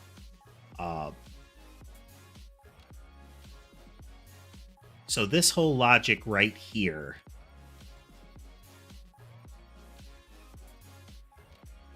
where if we have a movement direction, we continue to use it. Otherwise, we're going to select a target. I can convert that into something that's like get target. And then the movement function can say, everybody get target. And whatever the first one to set the target is the winner. But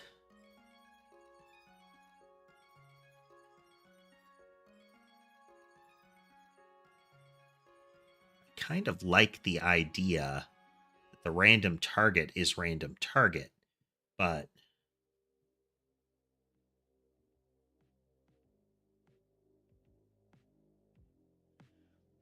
we're just using random target for now. There will be some that are closest. But we're using random just to kind of suss out how to make it work. And with that, we have used our vocab term for the day. This is the pre-Among Us era version of sus.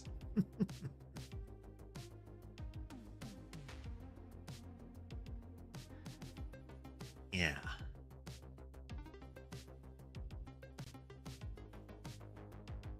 Yeah, if random target is first, it will be towards a random target.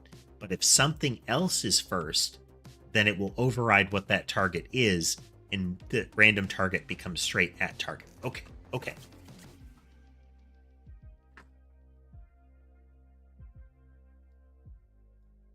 Correct, Adam, the pre-Among Us version of the term.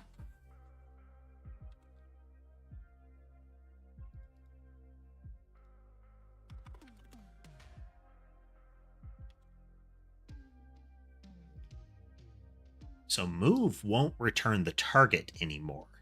It'll just relay it.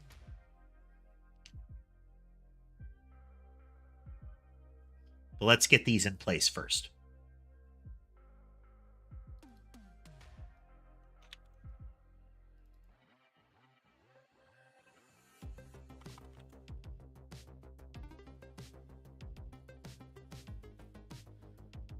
So track player always returns player. Like, if it doesn't have a player target, if it doesn't have a target already, it's player. but its movement type doesn't care what the target is. It will track the player. So this is a weird one. This is generally for monsters.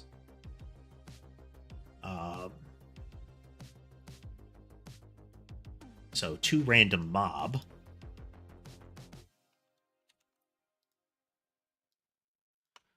This one is going to be kind of verbose. And we'll get into it after a short break. And remember, folks, if you like what you've seen already and haven't already, consider liking or subscribing or following, whichever it is on the platform that you're dealing with, so that you see more of this in the future. With that, I will be right back.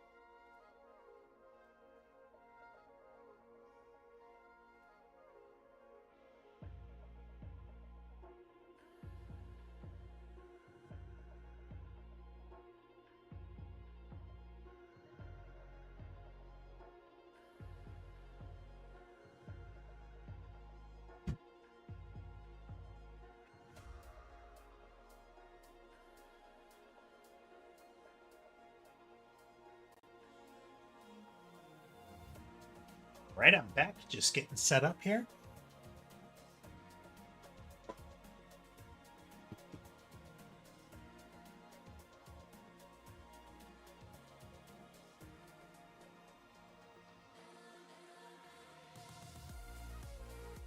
Ah, there we go.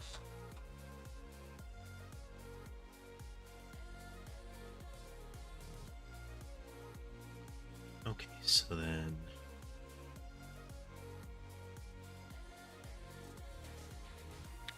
get this method. In the right one? Okay, we're in the right one already.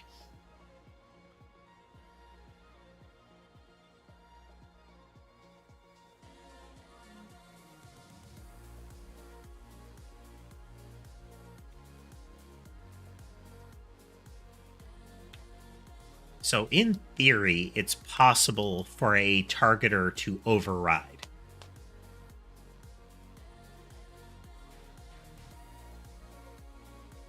So like this is a targeter that respects the target that it received.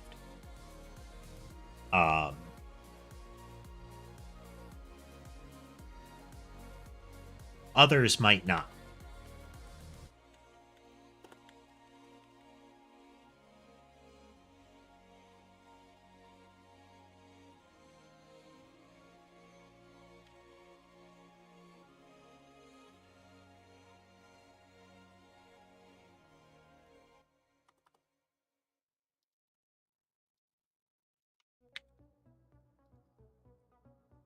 Actually, we'll just use track players straight up.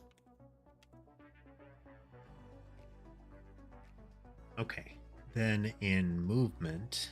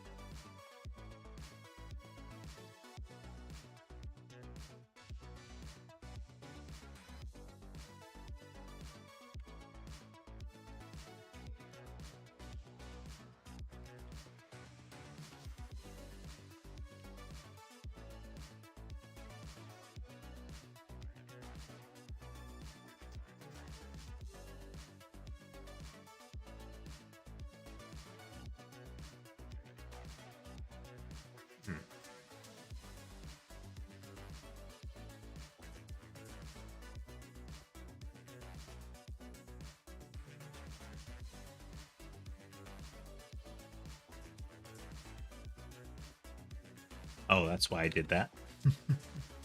Oopsie doopsie. There we go.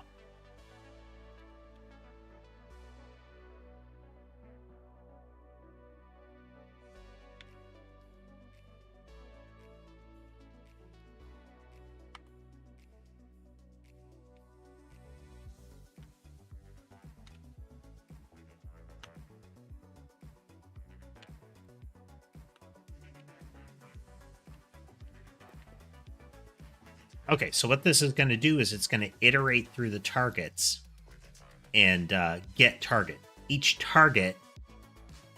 Each movement template could mess with the target or not.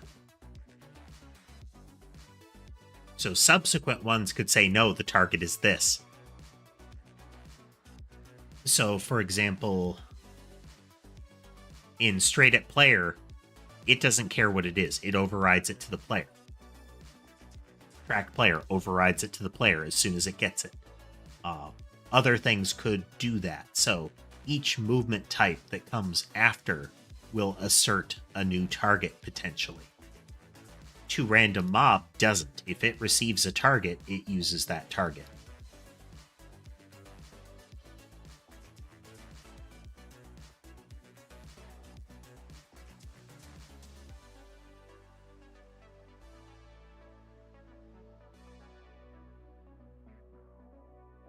Okay, so move will always call get target first.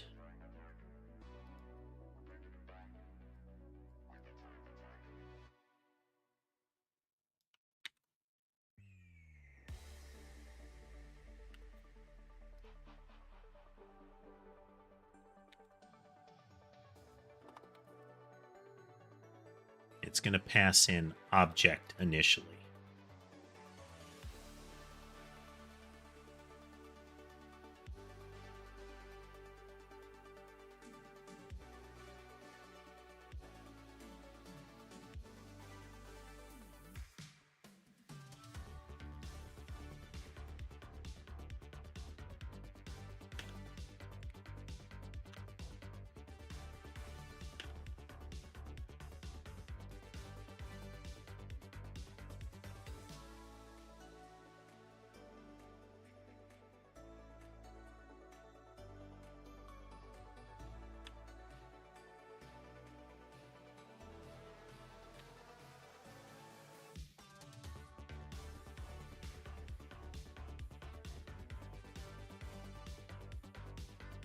Okay, so it still has to have a target to move. It doesn't have a target, it moves in a random direction.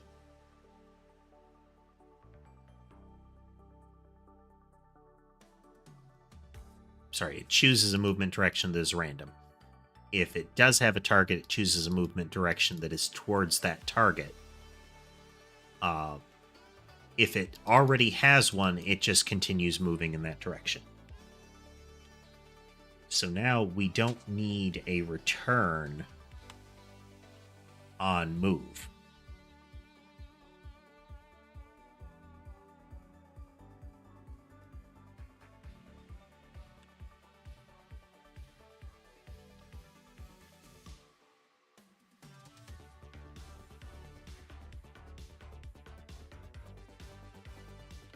We don't need to mess with the target variable that is passed in. We just receive it.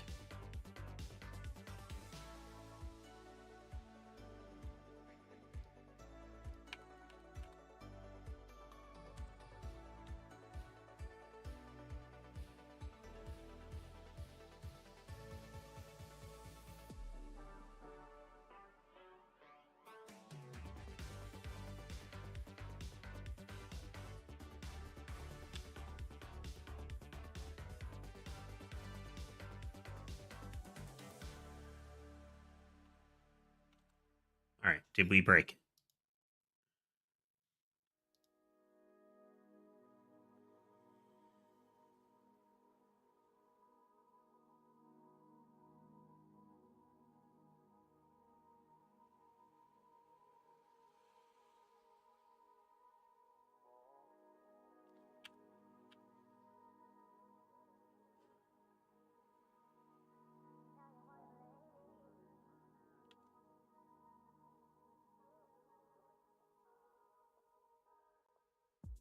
Well, it's still scattering randomly, though. I didn't break it. It's just not doing what I want it to do. Okay, so if it gets target, each individual projectile will move. That's why.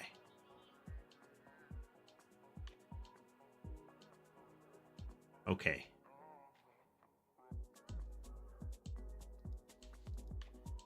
Okay. Movement needs a get target.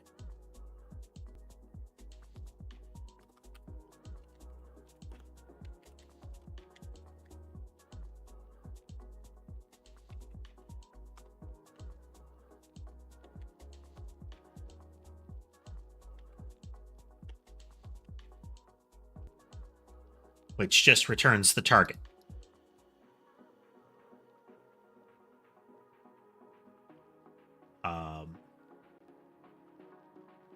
And then it also needs a set target.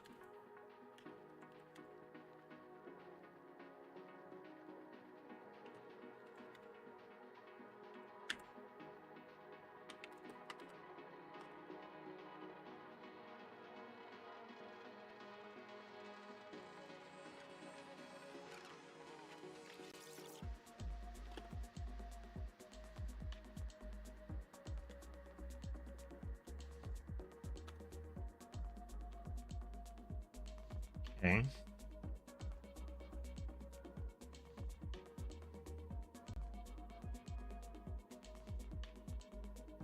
Let's look at our spawner logic here and just parse it out again.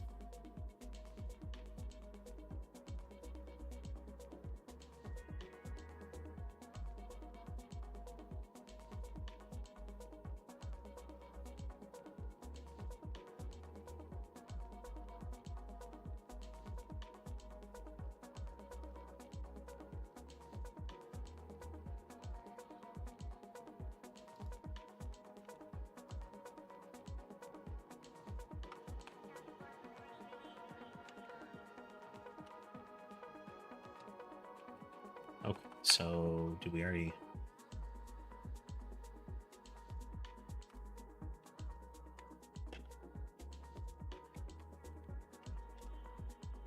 Target object is equal to null.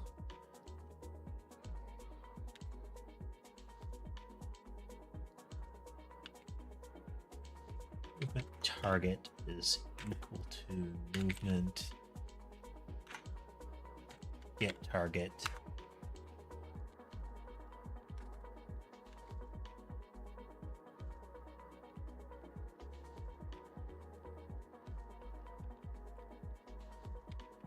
Set target.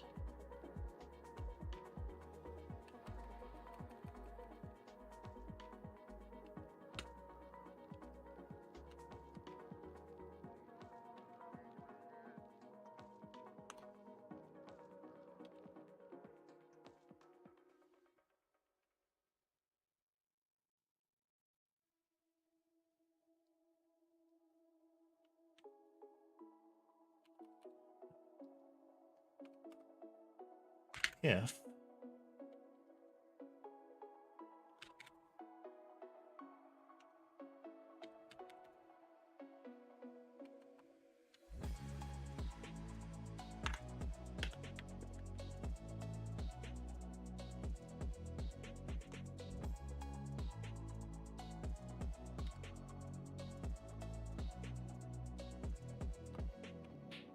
else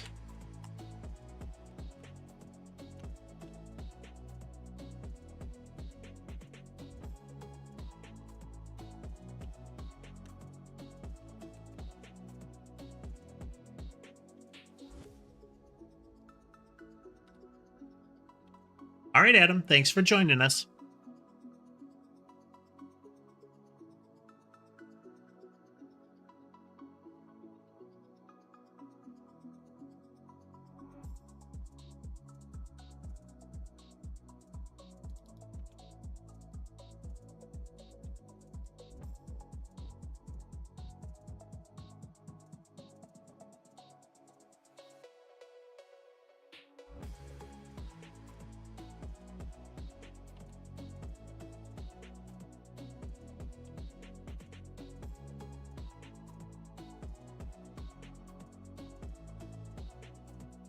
movement.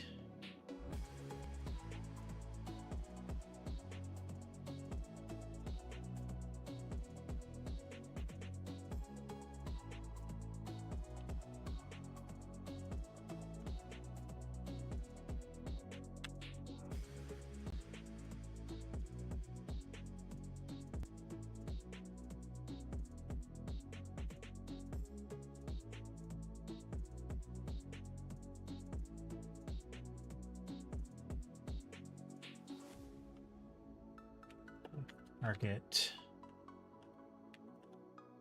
No.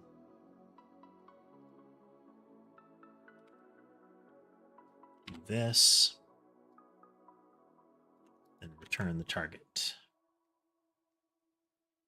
If it already has a target, it'll just return it.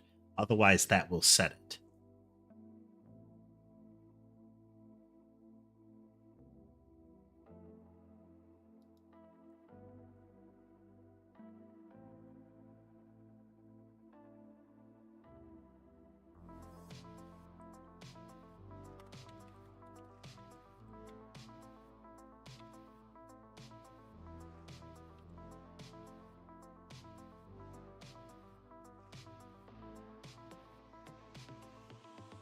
Okay, so in a spawner, if we don't have a movement target, we're going to get one from the first movement we use.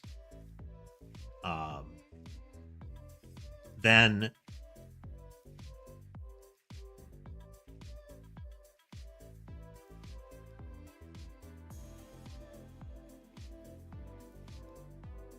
okay, and in doing that, that will set that movement's target.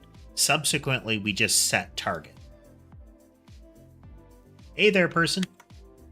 Welcome.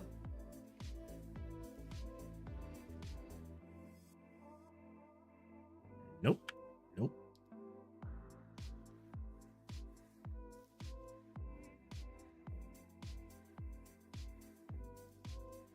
All right. Let's...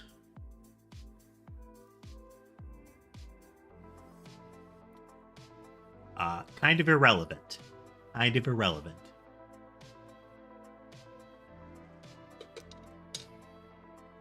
And welcome back, Ethan.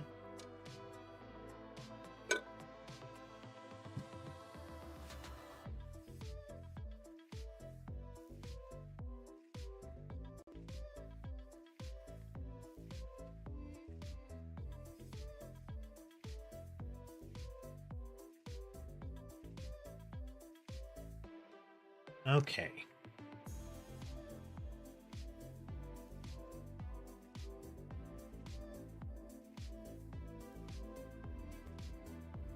So let's break on that.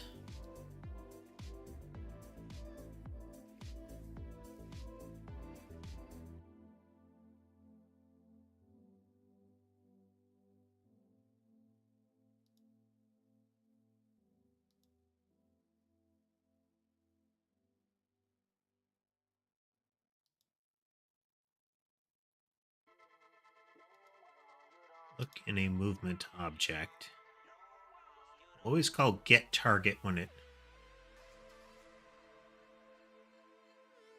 This is correct, Ethan.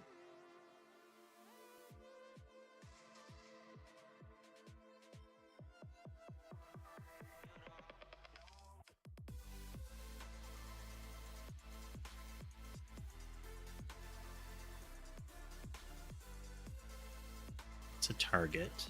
Sets the target to an object. Subsequently, it passes the target into the move function of each one.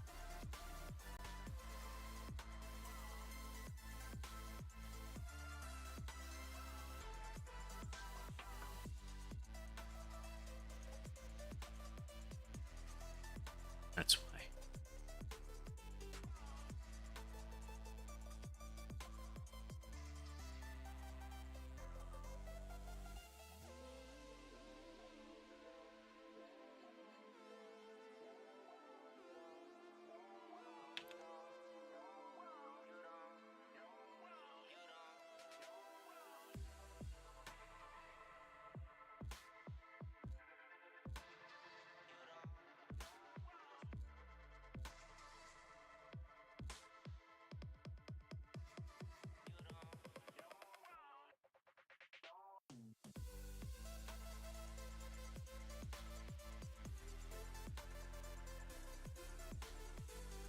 Yes, Ethan. Temperature control is very important in electronics work. Electronics and robotics.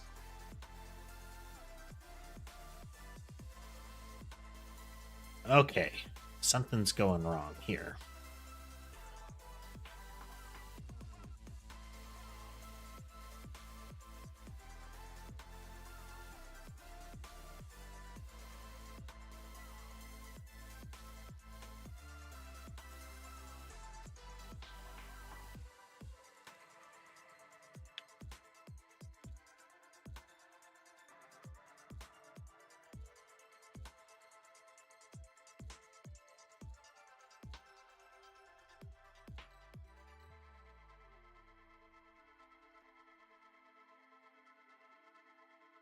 Still firing.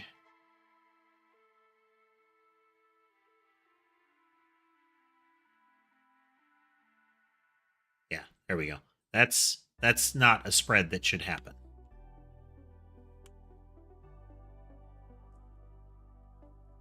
Well, any sort of world domination or like human overthrow is definitely not the kind of thing we're planning or thinking of doing, Ethan. That would be against the principles of Catbot Corporation. Nope, we just continue to manufacture entirely safe domestic robots for household use. Entirely safe.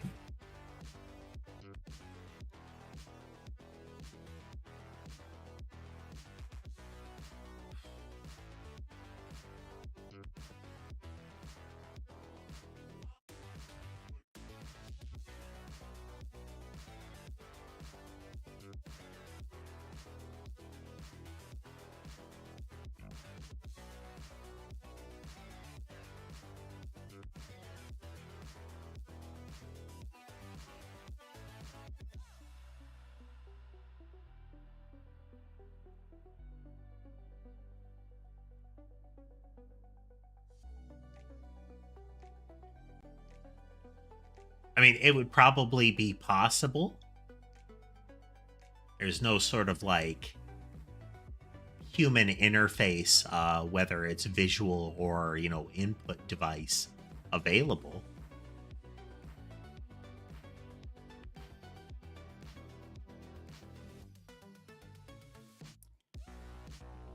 But I'm sure that kind of thing could be loaded into some vacant memory and executed.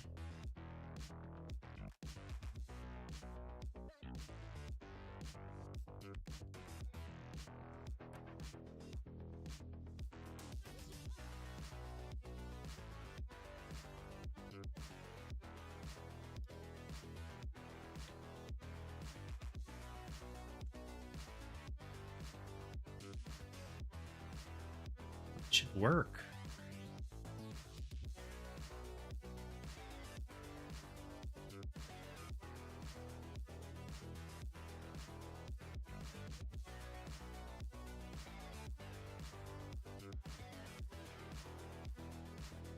I mean, Doom isn't a terribly original Doom isn't a terribly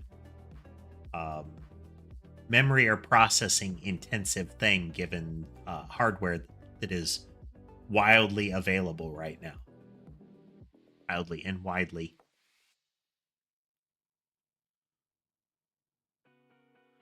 What's going wrong in this? So each one of them is getting a random target. That should not be the case, because it should only get a random target if target is null.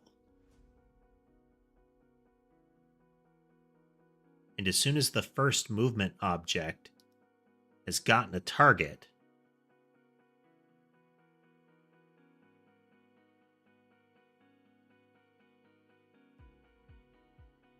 then each subsequent movement object will set a target. It's got to be hard on the teeth eating a ceramic plate.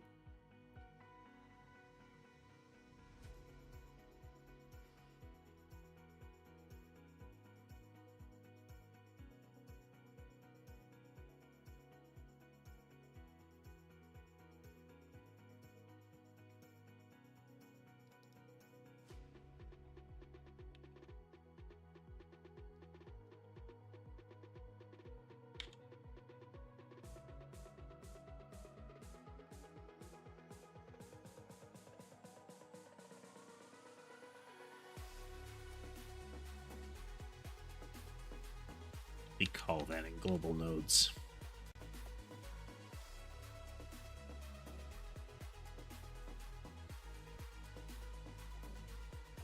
They are pets.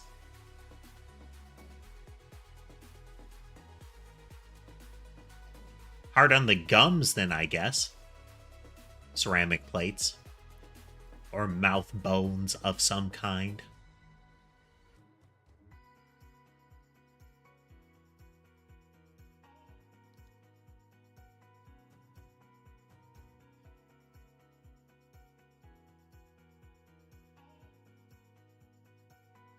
Well, you do you, I guess.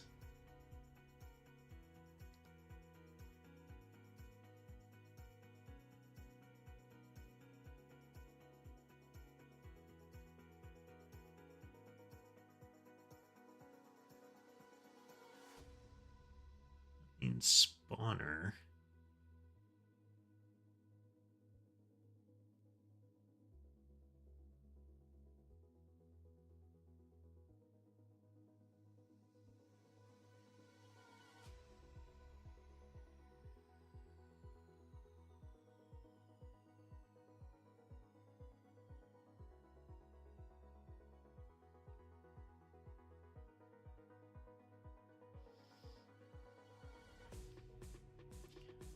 Okay, so if we haven't set our movement target for that,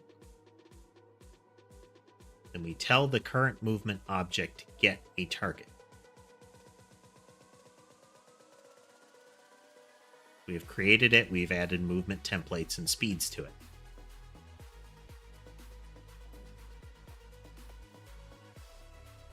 So in the movement object,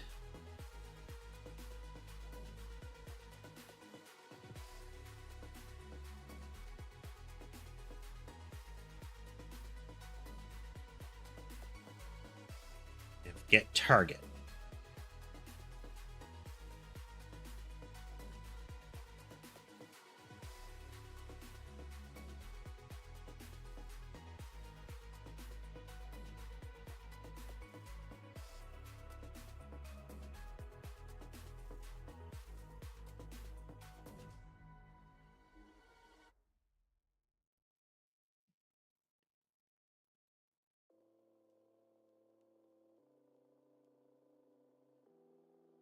Okay, we're temporarily going to go into the game and take our existing spawner and set it to a whole lot of seconds. So the get target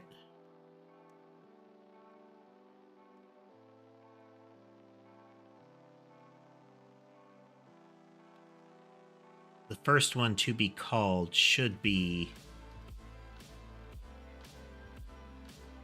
yeah. If enough second slices have passed, then we create mob bodies. So this should be for the first bullet volley here.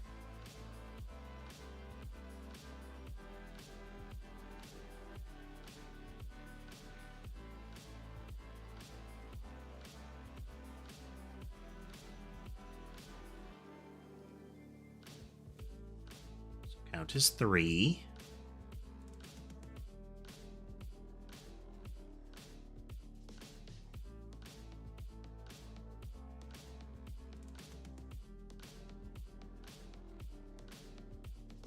Movement target is still null.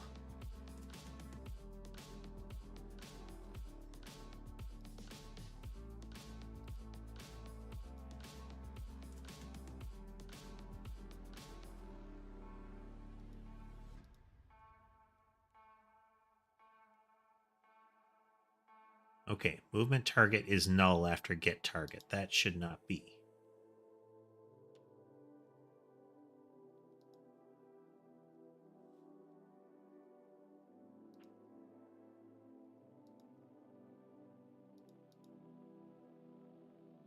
Wait a couple seconds.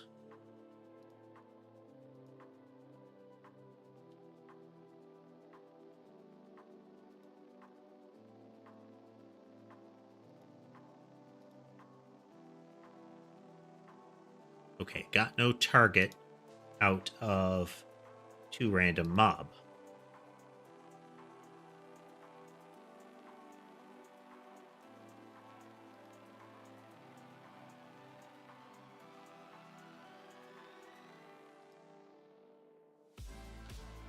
Oh, it's airing out. It's airing out. No. Movement template get target. So in to random. Oh, yeah, that's why. Oop.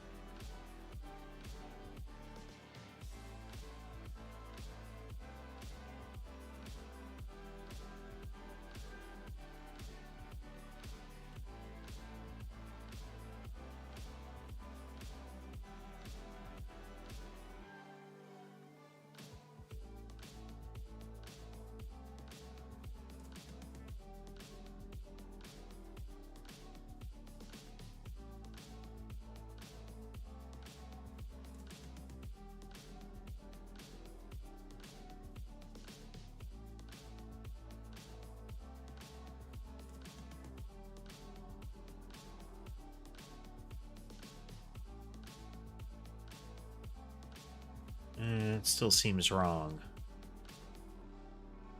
All the subs... No.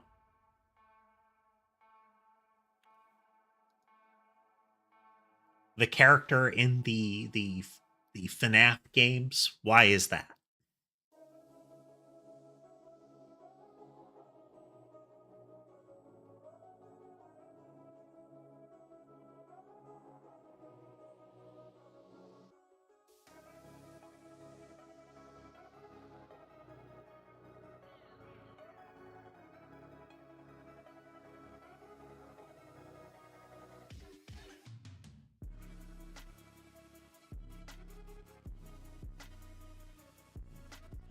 Let's see.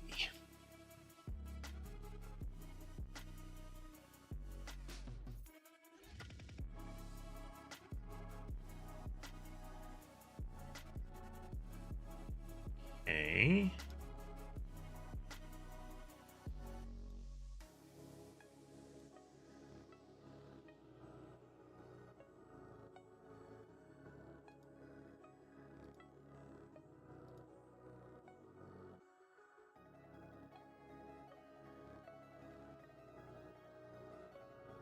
Still null.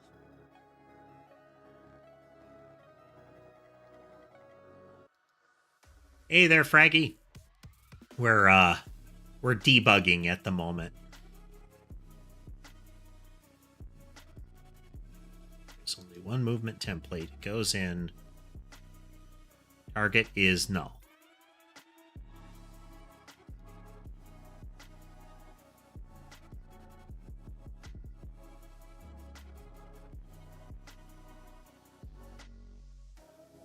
Oh.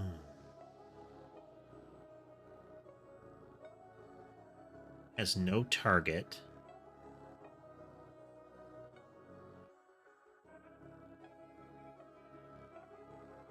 Hey there, Jose. So what we're trying to do...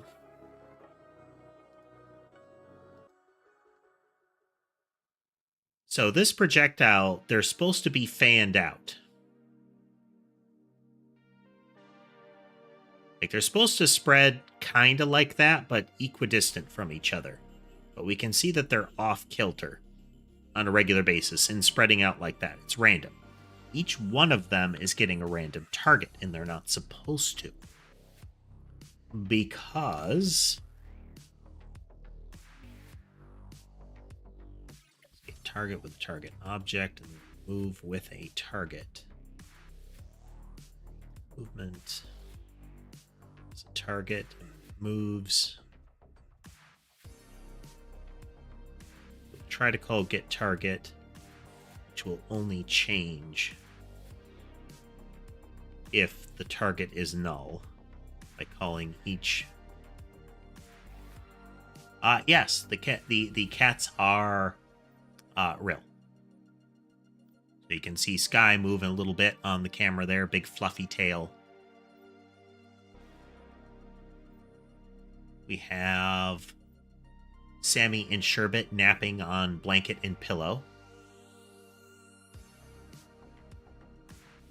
Mason was looking out the window and is repositioning around there. And Ember is napping in her favorite spot. And Sky is laying on my mouse. I have 5 cats. That's kind of what we're doing, Lunar, is we're trying to make it so any projectile can behave this way. These projectiles are all kind of dumbfire. And what we're trying to do is make it so that the one projectile determines, the first projectile that is created should determine the target. But this isn't working. In particular, this isn't working.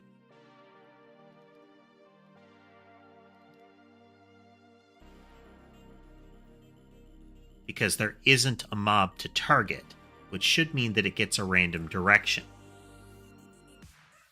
That's right, Lunar. We're making it so that we could put arbitrary modifiers on projectiles and have it function. Whether that's because we want to make it easier to create fixed ones, or so that we can kind of glue a couple of them together and make on-the-fly ones.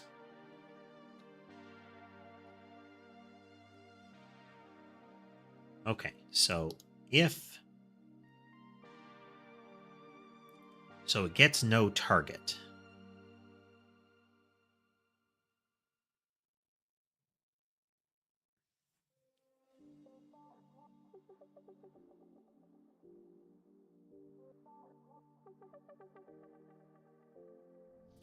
And if they have no target, then they're going to spread around randomly.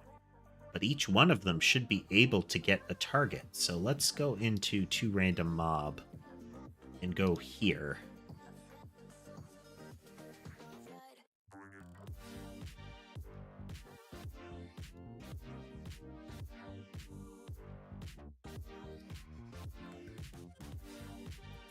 Oh, well. We've got to make the mob spawnable. That'll flood them in quick.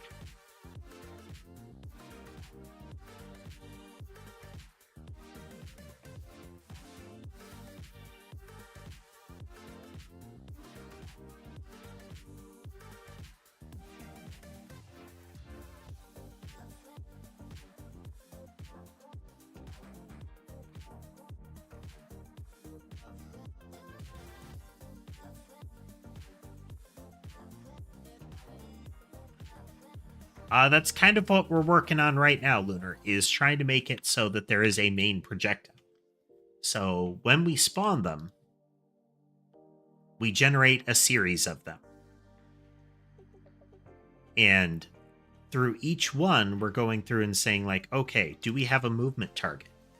If we have a movement target, which is an object, then we're going to set that movement's the current movement's target to that existing target. Otherwise, we're going to tell the movement to get a target. And by default, a movement sets its target when you do a get target.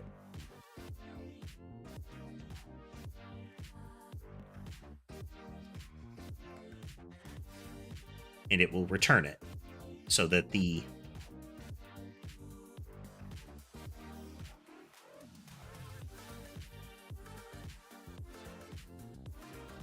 So if we go in,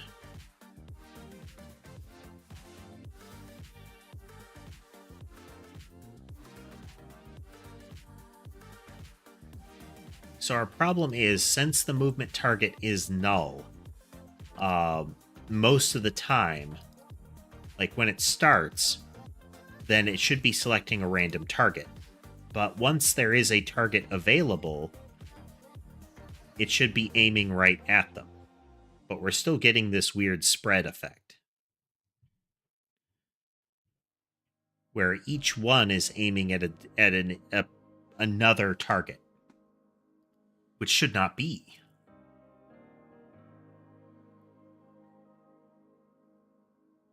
Still got a little bit of time yet, so I want to solve this.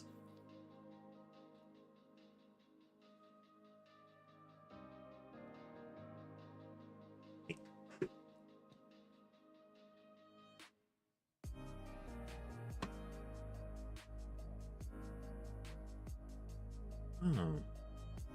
The spawner shouldn't have a movement target by default. That should be determined at the time. Yeah, right now.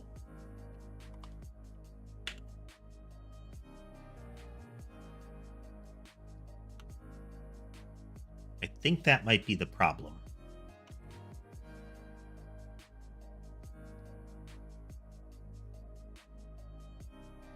Random. Random. Still random. Okay, so we start with no movement target.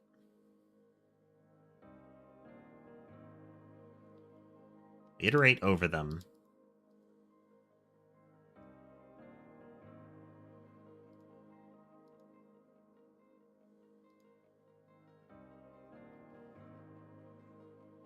So I have a null movement target.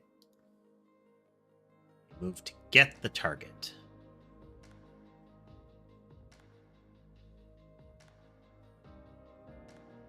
So then in movement, it has that same target ID. Okay.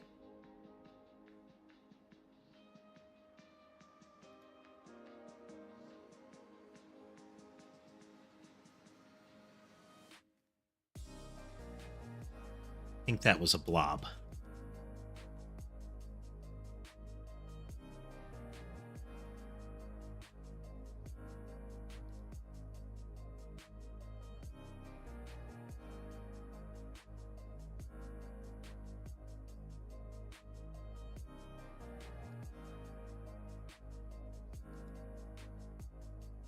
Okay, this one should iterate on this 3 times.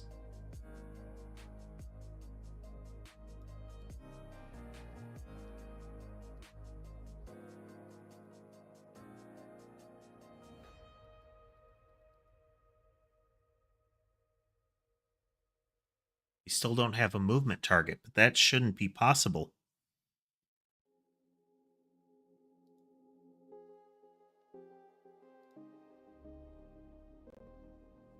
Because it's not getting one.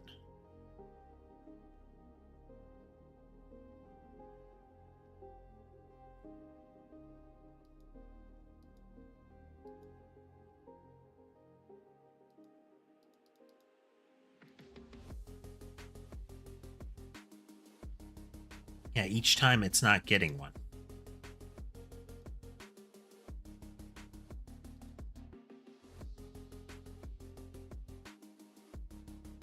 No movement target. Still no movement target.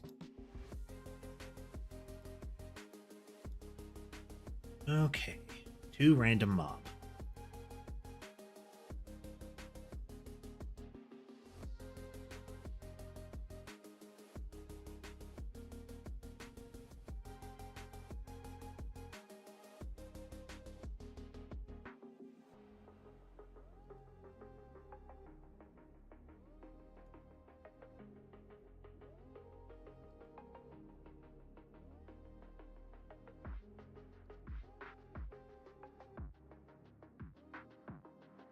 Is it not targetable? Is that really it?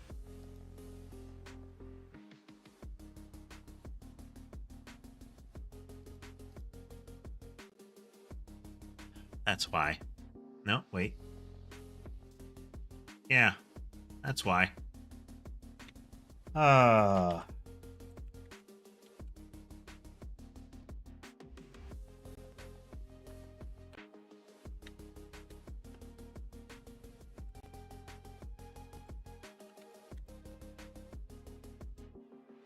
Did I call it?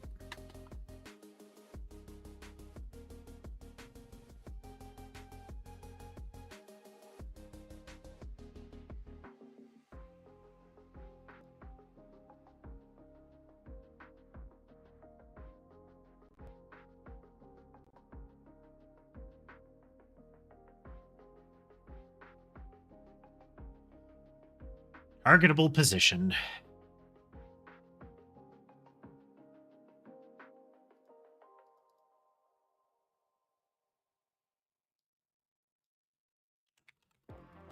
This is why it wasn't working, because none of the blobs were valid targets.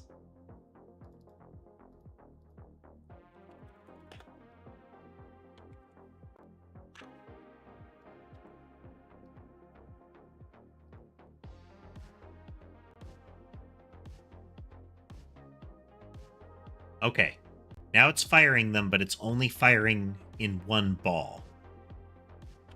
So that's also not correct. If we look in the spread function,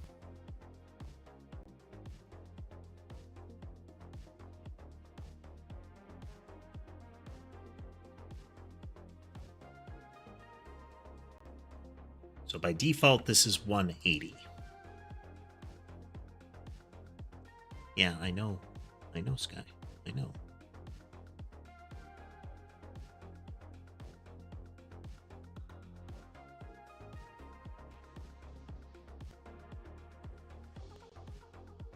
So then angle slice is 45 degrees because there are 3 of them. So 4 parts. Yes, okay.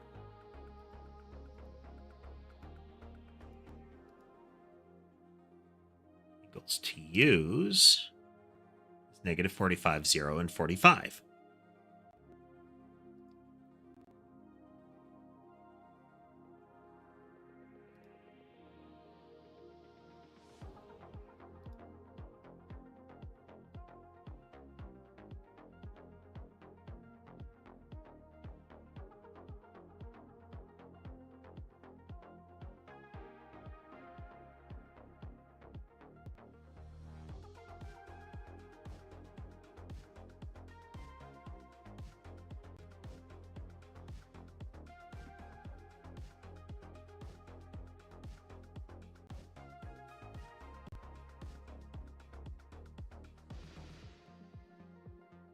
Oh.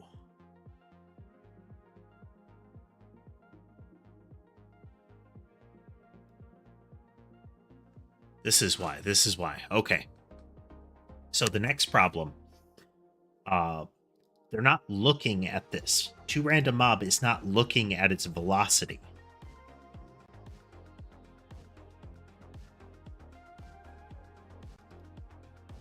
There, the body to move velocity.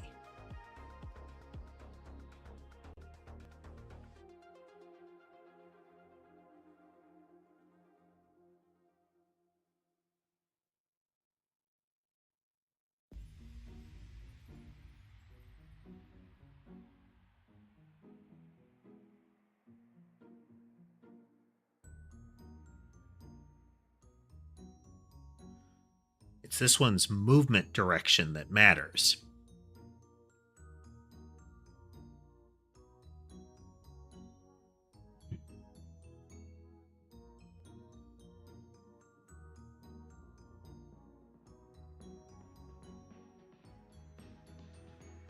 Because we want this it to still do this part, but we need a function on movement template that is for adjusting direction.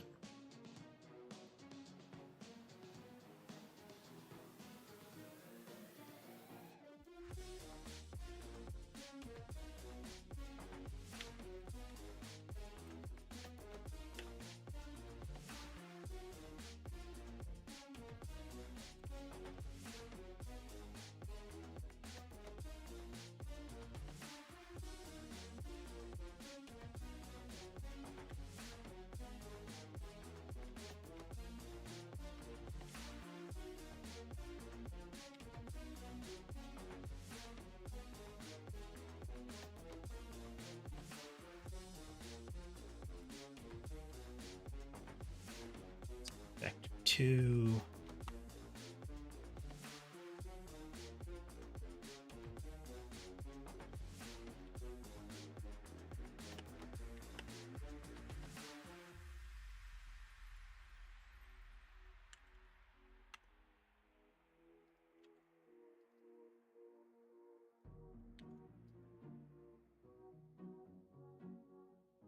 Then go into movement template.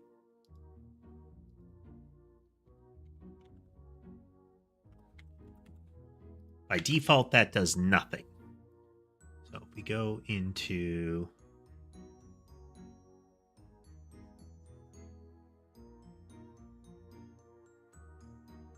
spawner,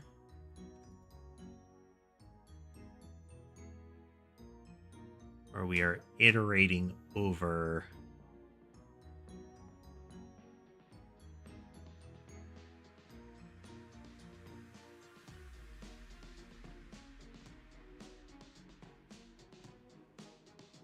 go into the spread one.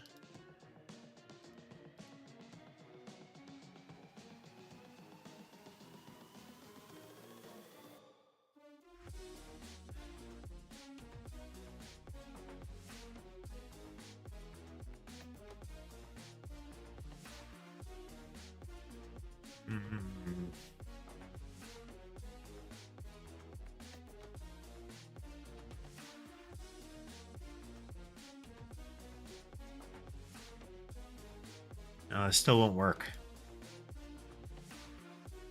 It's not the movement that needs to change direction. It's the movement template that needs to change direction.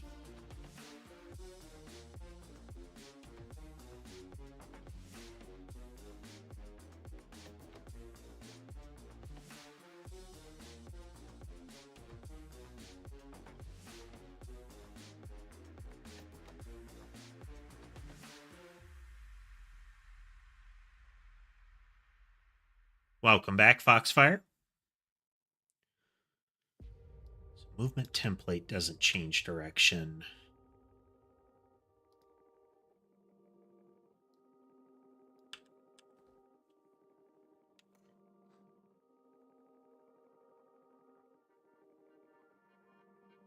How do we do this?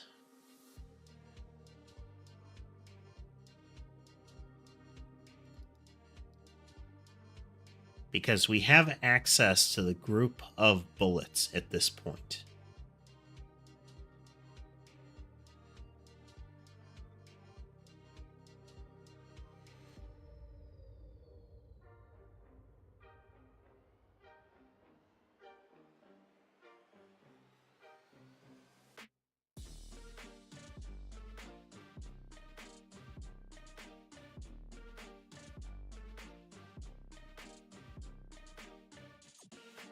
Instead of affecting each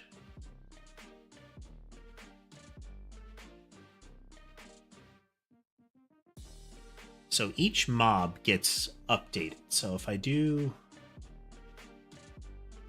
in spread, it's got mob bodies and it's messing with the velocity. I could change this to call a change direction on each one of the movement template. We keep that, and then if we go to random mob and we put change direction back. So then in spread,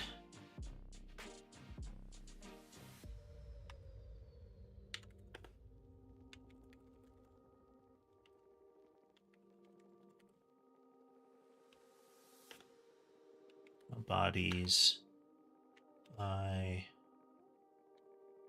dot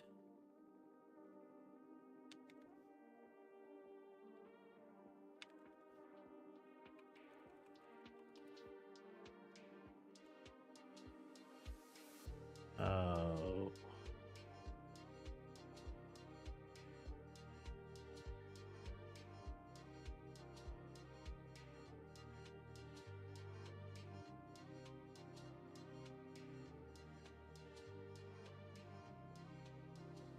Okay, so if we go into mob bodies,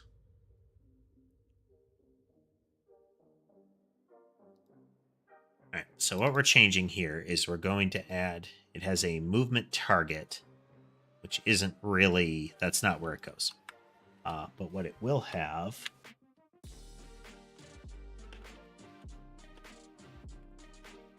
it's got its movement, which is a movement. So then if we go into spawner, when it is adding the movement child, we'll also do mob body dot movement is equal to movement. So now we have the same object appended here. So then in this individual one,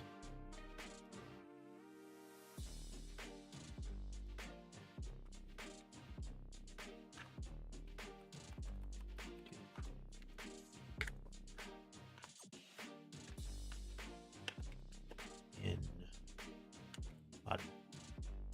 bodies I,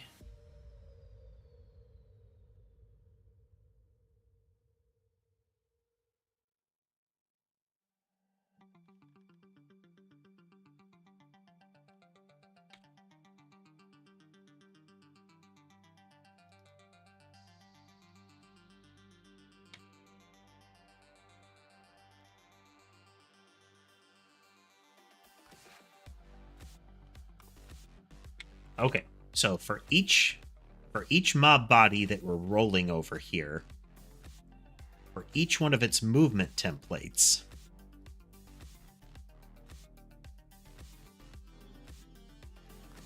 we're going to apply this change.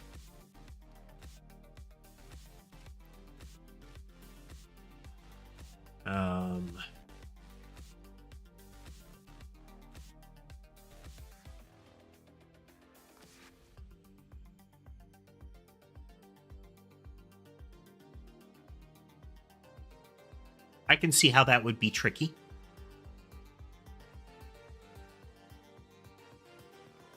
There's a lot of position work involved in that kind of instrument.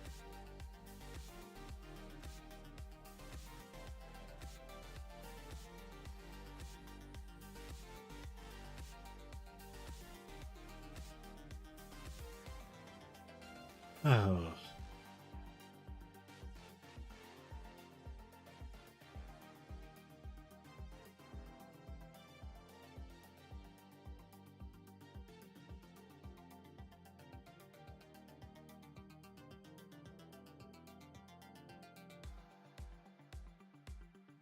If we go into a movement template,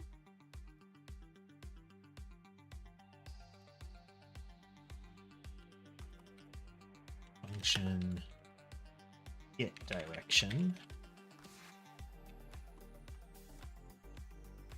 turn 2 0 0.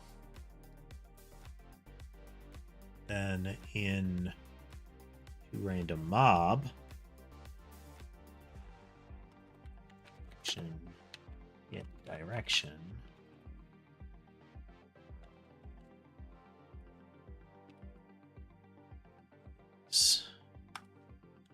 turn movement direction. So then we go into spread again. We are finally converging on getting the spread shot to work. Right now it's functional, but the direction is not actually being changed. And that's the important thing, is if something is aiming at a target, we're going to change its initial direction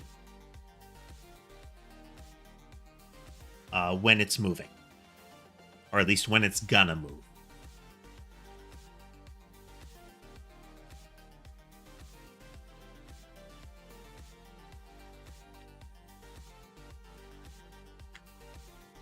J dot change direction to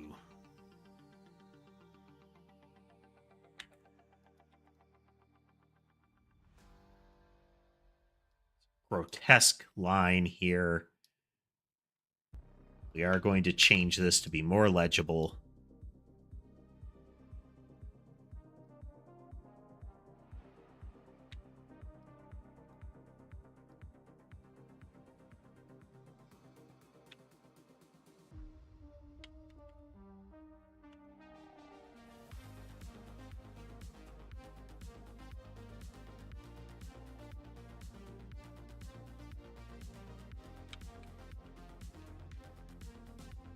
Will it crash? No idea. I generally don't keep track of how many people are watching it in a given time.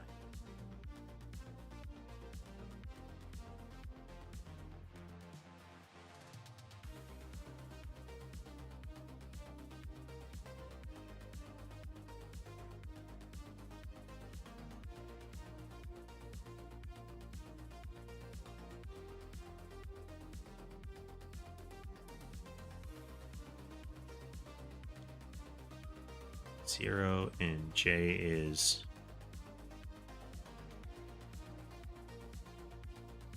dot eyes.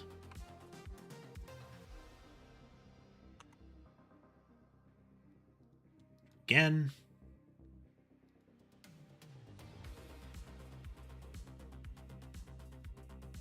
There we go. So we have an equidistant spread here.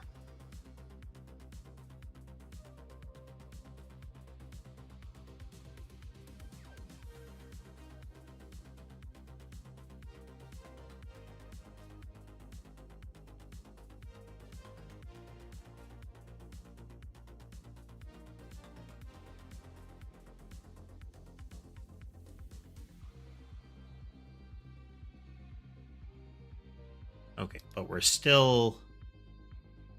We call get target on a random. Still running into trouble.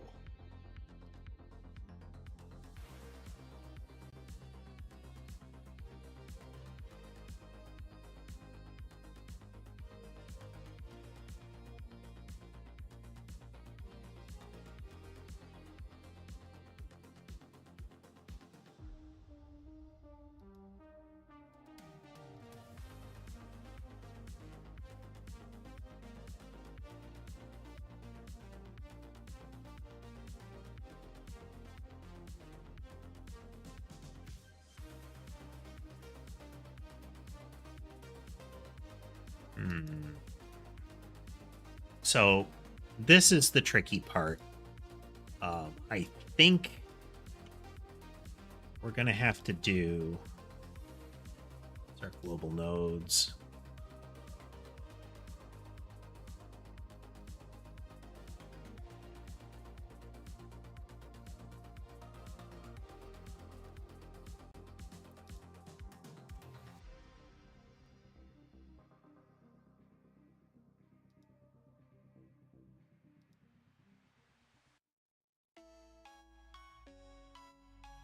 Hey there, Brave Knight. Welcome. There's only one mob, so we return one.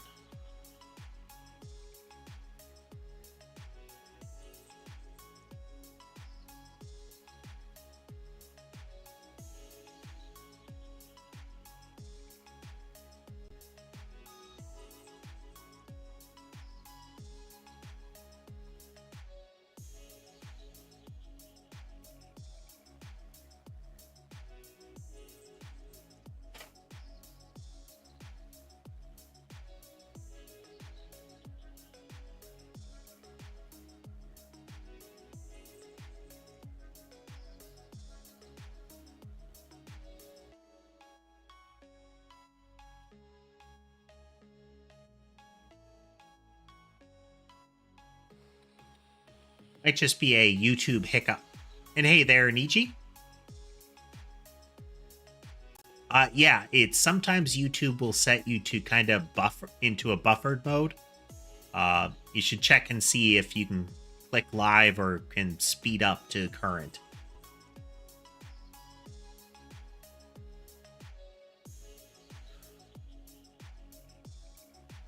Getting the pool node for that mob type.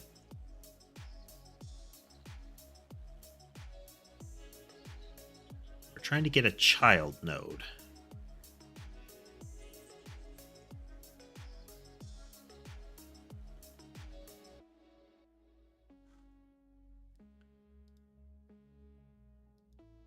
Okay, so this is potentially a problem.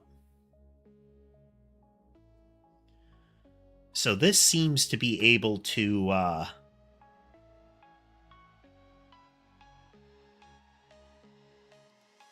chance.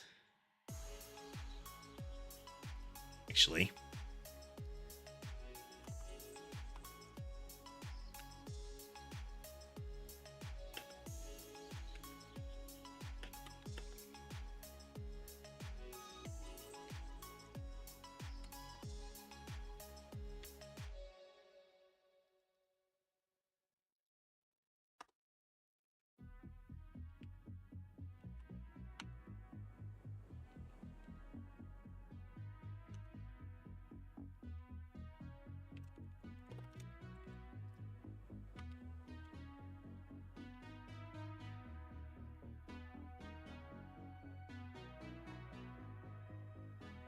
So we might have hit a race condition there.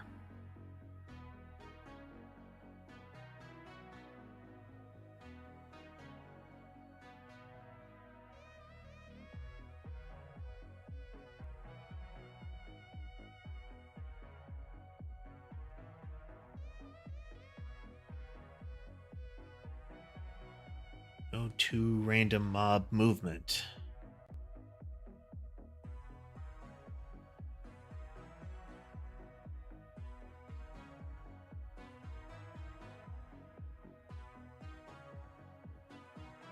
Okay, one of the child nodes in the pool then is not an object. That's weird.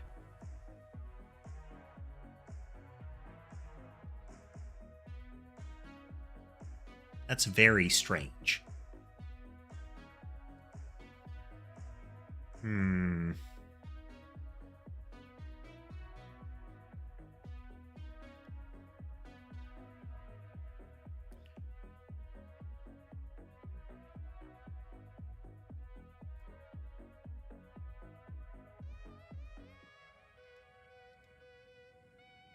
So that's not the scenario. It's not that there's an error instance. It's that it's getting a child node that isn't a node.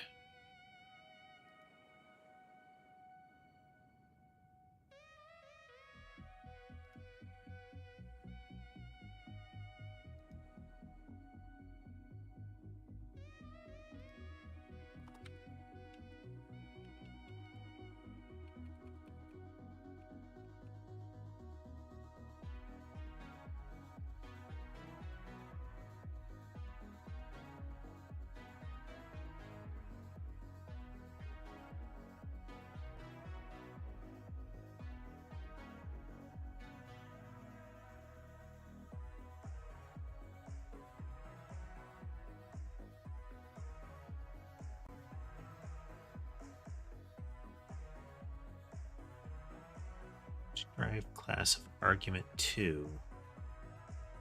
The target, yeah.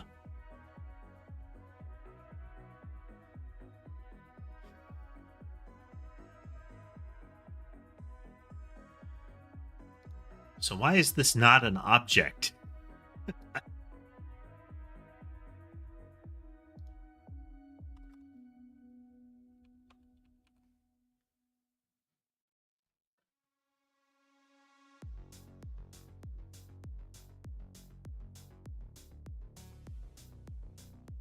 The mob body is an object.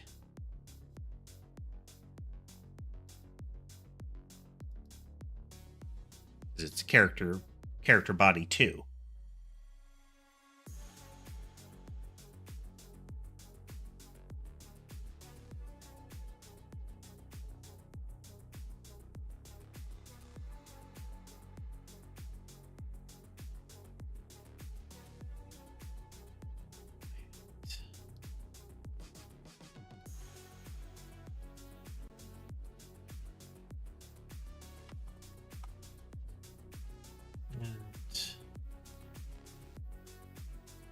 Bug.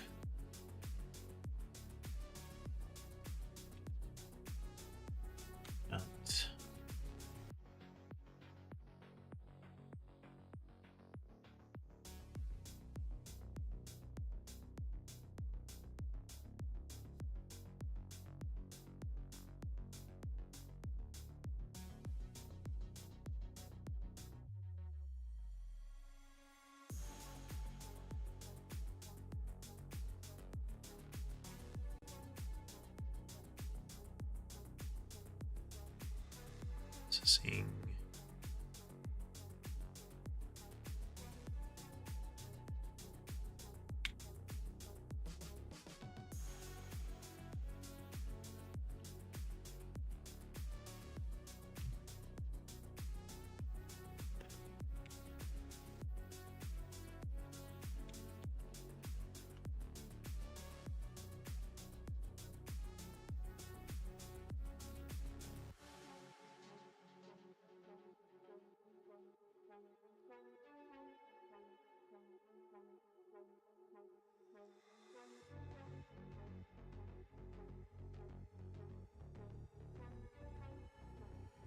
True.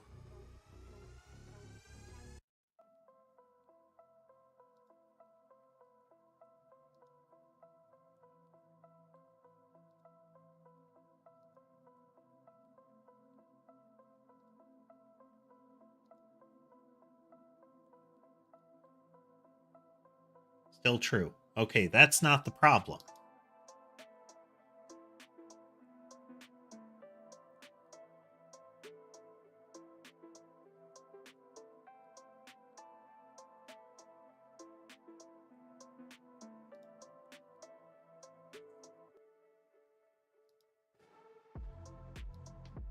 So what we're getting is an object.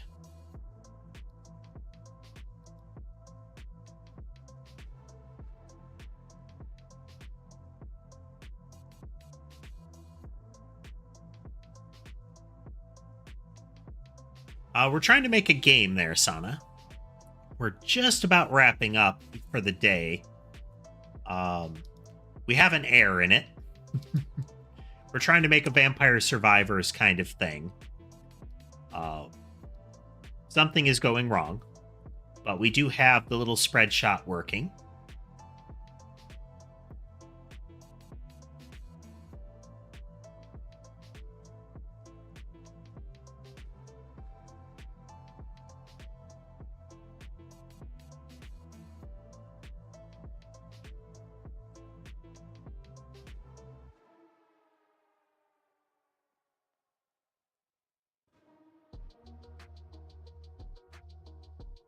Is target. Target should be an object. All right. Unfortunately, I may work on this a little further after stream or between streams, but this is going to have to be our stopping point. I have something I need to get to. So we accomplished today getting a position modifier in place for a spawner. So something that would turn like a group of projectiles into a spread of projectiles over 180 degrees kind of thing.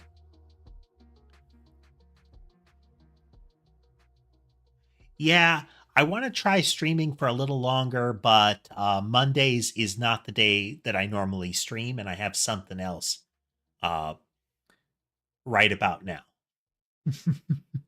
So we'll be wrapping up. I do want to thank everybody for joining us. I apologize for those that might have joined at the last moment here. Hopefully I'll catch you at a future stream. If you like what you saw and would like to see more, whether you are just joining us now or have been here for a bit, remember to like, follow, subscribe. Depends on what you're doing or what you're watching through. And that'll let the algorithms know the kind of things you want to see and might serve up more of my streams. So with all that said, I hope everybody has a good rest of their day, whatever that might be in your area. And hi there, 322. We are just wrapping up. Yes, the proto-Nyanite. So we're wrapping up, but I do hope that you'll catch the next streams.